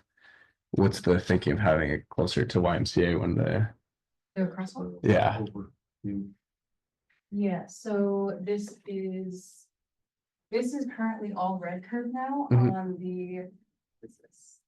East side, yeah, the east side of the road here. So folks are now either parking in this lot, and when this lot gets full, they're either parking on the other side of the street or in this county parking lot. Mhm. So either way, folks will be traveling from this direction over towards the YMCA. This is just our preferred option, but there are some folks who may be coming from that parking lot there. the county building's to the left, right? Yes. So I'd assume the people in that parking lot would probably go, is there a crosswalk up there? I don't think so, right? There The used one to by be Kaiser? somewhere around here. Yeah. But there isn't one until right in front of the Kaiser. Yeah, So it's pretty far for the next crosswalk. yeah, I would assume most people would just kind of still jaywalk if they're going over to the county building. And if that's the majority of the foot traffic or the people jaywalking. Barry, any questions? If you go back to the bike striping. How, I'm sorry, so the travel lanes are they both 11.5 feet right now? Yes. Okay, so this project would be done, it wouldn't do like a restriping of the whole road, it would just be doing the modification, right? Okay, I was just wondering if shifting the center line was an option. Because, yeah, from 4 foot bike lane is just substandard, and so, I think the buffer will help, I think it's a marginal improvement. And so I guess if you're cutting into the travel lane a little bit, I think having that second buffer is helpful. But you know, whenever I see a 7 foot parking lane, I just cringe. Because people on bicycles, you know, unless I just see a lot of people, they just follow where the bike lane is, and they don't think about the door zone. And the 7 feet, they just get too close. And so anything we can do to push people into the curb more, I think is really a good idea. I think the challenge is that this is a really narrow road. Yeah. Right, and we're trying to be able to fit in more dedicated bike facilities in this, you know, same space. Yeah. Yeah, and that's where we would have to remove parking from one side of the street. Yeah. Yeah, no, and I mean, I've seen places where they put in a 7 foot parking lane next to a 4 foot bike lane. I'm just like, I think that's worse than nothing. You know, and so like in this case, I think there's some room for improvement. You know, like I said, ideally, I would say maybe shift the center line another foot or half a foot, and then you can move the whole thing out a little bit, but that's not really an option right now. These are our Is bonus that bike 4 lanes. feet also? These are our bonus bike lanes that got put in the restriping, because this was a class 3 just Okay. a year or two ago. Or something. Okay. So this is like a lovely surprise. Like Sorry, it's not last year. Yeah, sure. With that just last year, yeah, it was Yeah. recent. You done very much. Yeah. I mean, yeah, you had me at like narrowing lanes and more space for bikes. Like, I love obviously, I love these ideas. I'm a little concerned about the substandard width for both. To me, the buffer in the middle of the road, I don't mind as much. I'd rather have the stripe out there, just a solid stripe. I think like the hard stripe is a more definable line for cars than a buffer. You know, so like an option, if it, you know, an option 3 with the buffer for the parking, and then move the solid line just out one farther foot to make a 5 foot bike lane rather than a 4 foot is what I would prefer. But I think these are all to me good. A question and an ask for the crosswalks. You had one was a raised crosswalk and one was not a raised crosswalk. What is the reason for this one not also being erased? I love that the city is seeming to be more amenable to some of these traffic calming solutions. Warms my heart. I like the location of this and I'd love to see it raised. Is there a reason that you're not considering raising this one? One of the reasons is that the first one that's raised, there's more traffic volume here, so we were considering slowing also people. Where on the other one, if you click here, most people turn left going there and they turn right going out. So it's in a way, this is safer also because not most people travel this way, and the volume goes down and the speed also goes. There's only one parking facility at the back of OMC and then the street is closed. Yeah, it's a dead end, right? Yeah. There's like an office building. Yeah, so here we thought, you know, that the conflict between cars and pedestrian are less, and also the speed and volume seemingly less. So that one, we wanted to have it at dual. You said we don't have it in the city, so maybe this will be the first one. Good. Yeah, raised crosswalk is not a bad thing if applied at the proper place. Yes, I would say I like this location, seems to me to make more sense. I don't know it all that well. I'm gonna do it on occasion. Frankly, it's not so busy every time I go by in the morning. No strong opinions. A little concerned about the center line striping. You know, you're allowing passing in that turn. Especially with a crosswalk, would you consider, you know, striped double yellow around the turn, you know, whatever, you know, 100 feet further down around the turn, whichever one of these crosswalk options are considered? I think that would be It's possible. One of the concern here is the turn radius here is more sharp, so the visibility is less, so we augmented, although the raised one also we have warning signs for pedestrian. Here we want to have possibly flasher because you put on that side and then you put on this side, both facing. What's Both the sides. cost difference between not raised plus flasher and raised and no flash? I think we checked it and it's almost the same. And is this all coming out of CIP city money or this, yeah? It's gonna come out of our road safety implementation program. How much was it? Yeah, I think. I don't have the numbers. It's gonna be more than 30. Yeah. Yeah. Is this, sorry, I don't think I remember hearing what the initiative for why we're doing this, were there accidents here, or was there reported high speeding rates? We're gonna get half a. Yeah, because people are not parking on the other side. Yeah. Not allowed, Mhm. so excess, when they don't have space, they park on that one. Yeah. And they jaywalk and there's Mhm. no pedestrian path, so obviously there still will be some jaywalk, but just Yeah. guide them where to cross, where it's safe. I guess I'm being a little bit, I'm not sure if sinister is the right word, but where we're choosing to spend our money on, is there actual, like, we have a map that we just saw of a whole bunch of different incidents. Have just incidents occurred here? So, I mean, this is very new, like the removal of the bike was just like a year ago. Yeah, I think there has been like a lot of reports of close calls. yeah, And I think, we're trying, with Vision Zero being our goal, we're trying to not have that one. yeah, And totally. there's a lot more reporting of that volume movement Mhm. because of the removal of the parking on one side and, we pretty much indirectly. push- Brought everybody on the other side. Exactly. And also complain from bicyclists, for 4 feet bike lane with no buffer and. Yeah, So that's, I'll assume. So along those lines, because this is my question, Christian, is what's the data? I mean, has there been actual counts of vehicles crossing, counts of parking, counts of pedestrians crossing, and in any place, can we say definitively that more people cross the road here than in option 2 crosswalk? That'd be one of my questions, because we can say, oh, this looks good, because I would go with option 1, only to find out that 544 people do it over here and 213 people do it here. yeah, So that was one question. The other one is, I'm a little concerned that there's not enough lighting here, that this is great during the daytime, but other than the rectangular rapid flashing beacon, and then the street lights further down, there's nothing dedicated to pedestrians. So I would advocate that light get added on both sides, or that we start incorporating new technology, which would be more than $30,000 of illuminated crosswalks, which is a trend in Europe, I understand, and we are behind the curve 10 to 20 years on that.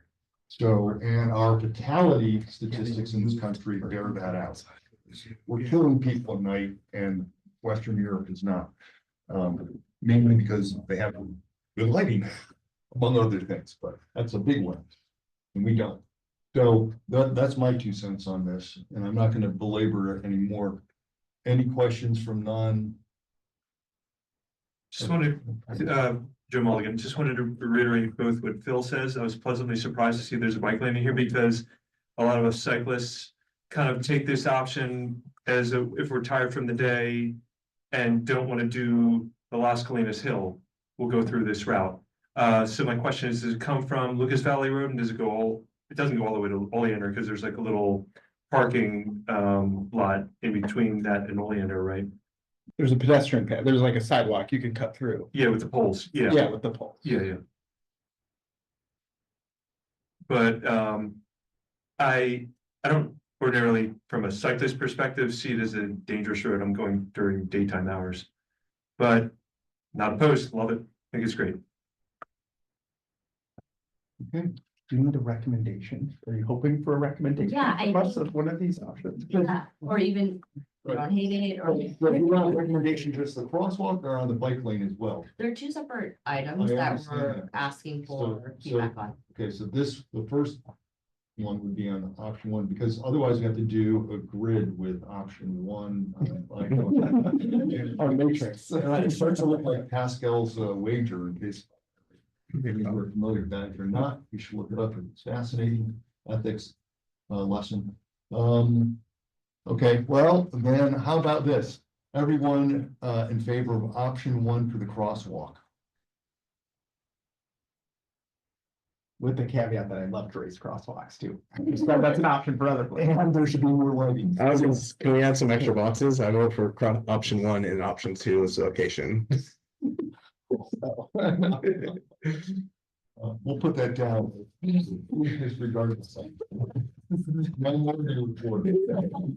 I'll submit it. So crosswalk, I'm noting for one, for Yeah. option one. Yeah. Okay, great, thank you. And it seems like more, I don't. It's hard to say.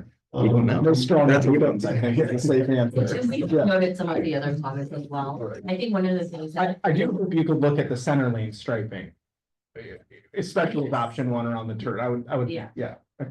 Yeah, so that has been noted, so I think what I'm hearing is for one, for option one, and with the caveat of looking into the lighting and also making sure the striping continues further along, so.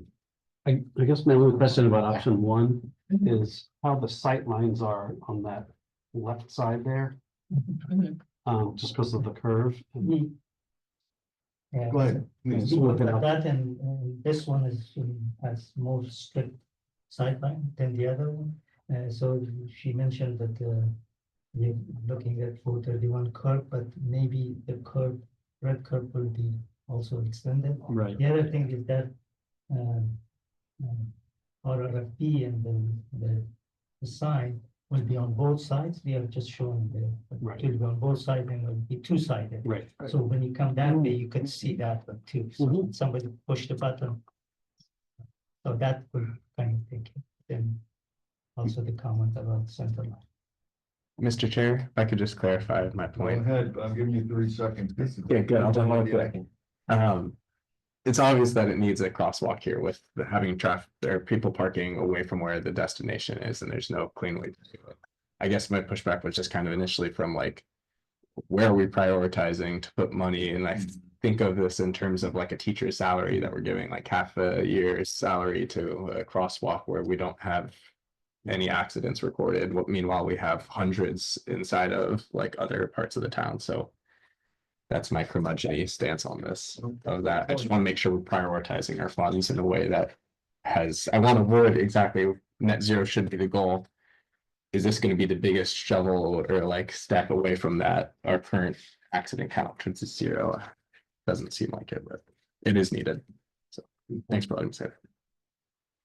Right. And do you want us to vote on the the bike lane changes?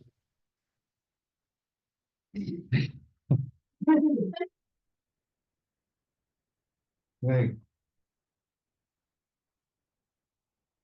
Option one and option two. All right. Can there be an option? Can there be an option for you? Exactly. Oh, one for us. Option one. We don't understand. Make believe or made up option three. I think, Or do you just want to hear this? I think we can get votes for each of the options, and if no one votes, there's also comments that we can take into considerations for Yeah. modification. I would have to say, removing thermoplastic will mess up the pavement. So Yeah. that's why it wasn't one of our recommendations, and we have considered it. Good point. So, It's on there now. correct, that's what's on there now, so, I think Bill shared kind of the history, we bonus bike lanes, and we want to make sure it's safe for the users, so. Everyone who like thinks option one is a good idea. I don't think it's a bad idea. Yeah. I think I have to do the better. It's funny that I have to vote twice. Better than that, no. No one needs option, anyone need option two. Anyone have a proposed option 3? I would go for option 2. I would prefer option 2. I would too. Yeah, I guess the question that wasn't asked for this one is the cost difference, so you know, Yeah. the cost for option 2. Yeah, but we're not giving us a baseline. It kind of goes to Christian's point. Are we talking 5,000, 15,000, 30,000, 45,000? How many months of a teacher? Yeah, exactly. Yes, so the bike lane, I was looking at all of the costs, and this would be about 30. Yeah, that would be about 30. So the previous one would be about 15, because it's just double. Let's start with option 1. Yeah, I will. Have money. I think we go with option 2. Yeah. There's your feedback. Is that good? All right. I'm seeing 3 heads shake, those 2 and me. Here you These go. guys No, this are is good. pensive. My final comment is great first presentation. If you did an awesome job. Yeah, yeah. All right, thank you. All right. 3C. Recap really quick. For what you're recommending is that both options are amenable or you know, are okay Agreeable. and are agreeable, and it just, If we can Looking find the at dough for option 2 without having to cut middle school instructor. Well, we could add. and you know, we can always add the second piece at a later time. If we're, you know, planning it with other larger pavement projects that we have. I think the main thing is really, you know, vehicles like parking into the lane, so there is, you know, it might be nice to just kind of see like how effective that is first before we put it into the buffer. Yeah. Because I think it's like the second piece is really like, hey, if the first one is not effective. You know, we have space. Okay, let's move on. you. It's getting late in the evening. Okay, 3C, me next. you next. I'm gonna make it as quick as possible. This is a quick update on our CIP. Remind, just overview, it's a multi-year planning tool that we use to kind of plan different categories of projects, buildings, facilities, parks, storm drain, and transportation. And it's something we update annually as part of the city's budget. And we are planning to provide a presentation to council in May or June. And just a quick overview of what 25-26 is gonna look like. We're gonna have 6 annual programs just for transportation. 5 are like CIP, engineering, and then 1 is an engineering operation, so traffic signal maintenance, street lighting maintenance, backup battery systems. And we have 11 projects, 7 of which are carryover multi-year projects and 4 new ones. And of these projects and programs, we're gonna be feeding in 2.8 million of grant funding to this fiscal year. However, you're gonna see in the green bubble, we actually were successful in getting 14.8 million in grants just this fiscal year. And what that means is that some of the funding will be programmed in a later fiscal year for work. And it, you know, it takes a lot of things into consideration, like coordinating with other agencies, capacity, and, you know, ensuring that we're focusing on the projects we have now so that we complete projects as well. We're complete. So far, we're at 5 projects. And we've got 3 more months to the end of the fiscal year, and we're looking at completing a few more either by the end of this fiscal year or in Q1. So there's probably more completions, and we're planning to come back again in June 2025 to provide a more comprehensive presentation similar to what we've done last year. So anyone that's interested. Is that after council or before I think the council? I haven't quite figured out what the exact council date is yet, so it could be before, it might be after. So, yeah, yeah. I think it's probably gonna come before the approval, but not the first presentation to council, because usually we do 2. Yeah. Thank you. Yeah. And, you know, if anyone wants more information, come to our website. Here's a QR code and. Is the CIP update live on all the new changes are live on the website right now? We have project websites that can be found here, and then the CIP report. The CIP report, yeah. Itself, it's not a live document, we update it Okay. annually. Yeah. And that's what we'll see in June, got it. Correct, and then we also did like a work plan last year, which showed kind of like the milestones, and that's something we plan on updating again as well. Thank you. Good night. Other questions, comments, Barry? Just the the grants that were funded. So one was the one through downtown, right? The, The north Cal south Pius, freeway, correct, it yeah. connects to the transit center. right, Yeah, and it goes down from, it starts from Mission, comes down along great. Camel Pius, and then it connects to our newly built cycle track on Grand Avenue at Fourth and Grand. Makes an L shape. That's great. Thrilled to hear that. I think we got, it was like 4 or 5. It was a lot. Yeah, it was a lot. It was huge. Things are expensive. Yeah. And what was the other one? Ooh, we also got the HSIP grant, which is Uh-huh. also in downtown, and it goes from, I think Second to Paloma. This is actually our second, grant that we got for Lincoln Avenue, which is great. We also got RM3, which kind of connects with the earlier presentation by Tam, but it's like a short-term, improvements that we can make along Bellum. And it includes the area by Anderson and Jacoby. Okay. I think that one was like, it was a huge amount. Where's Swallow Hill? Just got money. Hmm? Where's Swallow Hill? Just got money too. That's Yeah. part of it there. Where's Porter's Oh, that, sorry, maybe that's the old name. What did Patrick Seidler now? How we rebrand I this? didn't realize it was rebranded. Oh, we've going to the Civic Center on the bike path. Yeah. Not the top of the hill. Top of Lincoln, basically. He's got some nickname for it. Any other points or questions from this side of the room? Anything from the peanut gallery? All right, do you want us to accept the report? A motion to accept the report, something like Christian? Second. Second. Are you worried I'm gonna disapprove of it?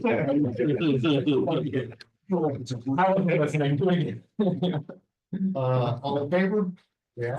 Aye. No opposed? Second. Yeah, report.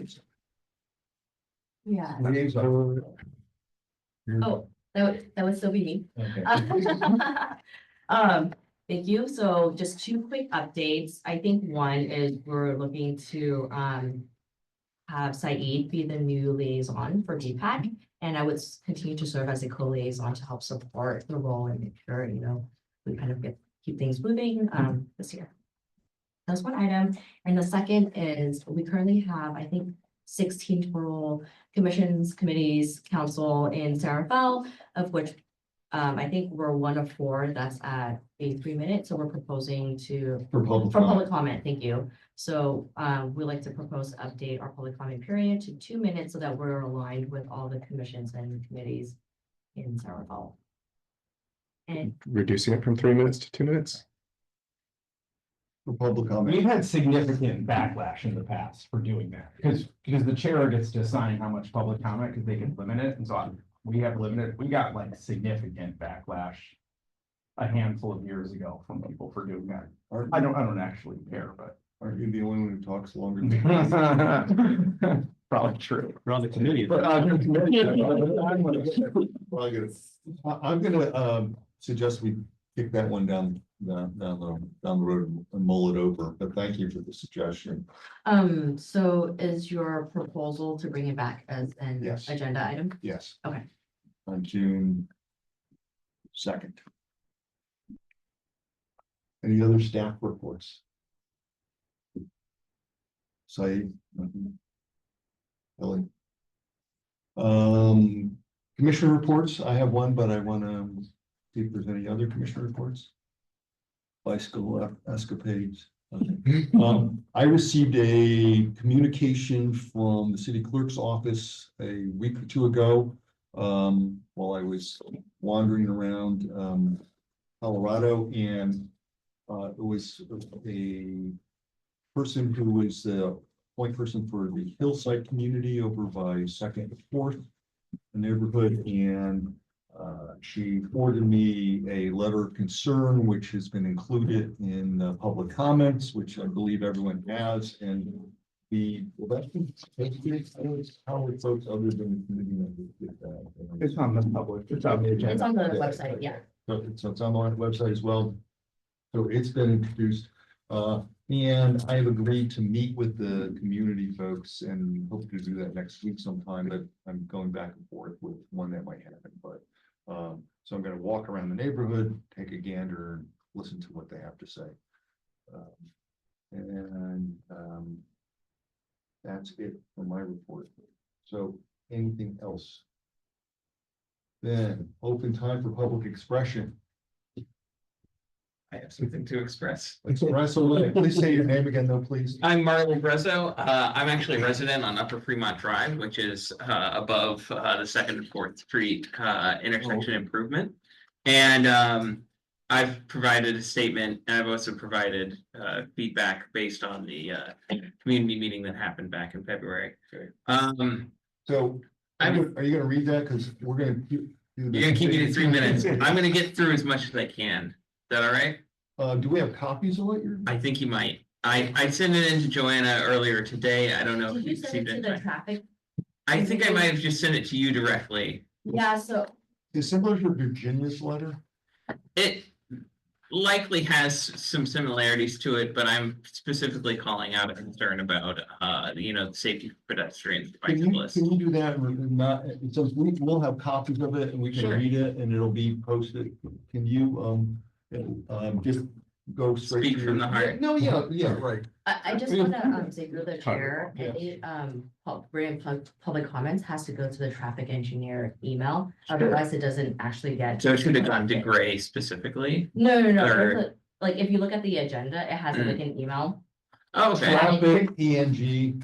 Joan, would you be willing to just share that with us, even though it's not on the agenda? Or could you share this message, the email with us? Yes, I'm happy to Okay. share it. I Well, we'll all be think, able to Thank see you so it. much. I think what it means is that it won't be actually posted on the website for the public comment, but I'm happy to Okay. share it, and we can always post it for the next Sure. round. Yeah, Yeah. sure. I appreciate that. Yeah. Thank you so much. Really, my few points are very simple and straightforward. One is it seems like the current proposed design retains a refuge in the middle of 2nd and 2nd Street, so it's cars passing on both sides. I find the refuge that's currently in place on 2nd Street on the other side to be the most vulnerable location of the whole road. I would like to see that not be a component and for a full straight crossing to always be allowed at that intersection, so no one does get stranded, and if anything, move that refuge to the south side of the road on its side. This is similar to how it's set up on East Street, just 2 blocks further down. Second to that, West End Ave, which is a frontage road to 2nd and 4th, is commonly used as a thoroughfare for cars. When there's high traffic times, cars will go down that path to try and get around stoplight traffic. The light traffic coming off the left turn, much of it frequently goes up West End to access the Greenfield neighborhoods, which is just to avoid another traffic light. And I see the closure of that left turn for Marquard that we would be taking while we're traveling west to enter into what our neighborhood is. Routing us down through Greenfield will further increase the amount of traffic that is going down West End Ave in conjunction with the addition of a throughway that goes from West End Ave to join with 2nd, which is currently not accessible and is causing a reduction in traffic when people follow it. I feel like considering West End Ave as a bike share road, having less coincidence or incident of cars and bicycles sharing that road at the same time would be an improvement. And then lastly to that is because, me and the community that I live in is already on a very difficult to access road. The closure of the left turn lane onto Marquard makes a sizable impact on the kinds of services we can have at our properties. We've done repaving with asphalt, arborists constantly, and retaining wall and hill retention needs all come with big trucks and requirements of having easy access to our community. And I have personally had to deal with finding, the contractor willing to work at this property because of the access restrictions. And so seeing more access restrictions come to our neighborhood makes a very sizable impact on our ability to maintain our properties. That's it. Thank you very much. Very good. Yeah, Thanks very much. And we'll get copies and read. Yeah, sure. As well. Happy to, yeah.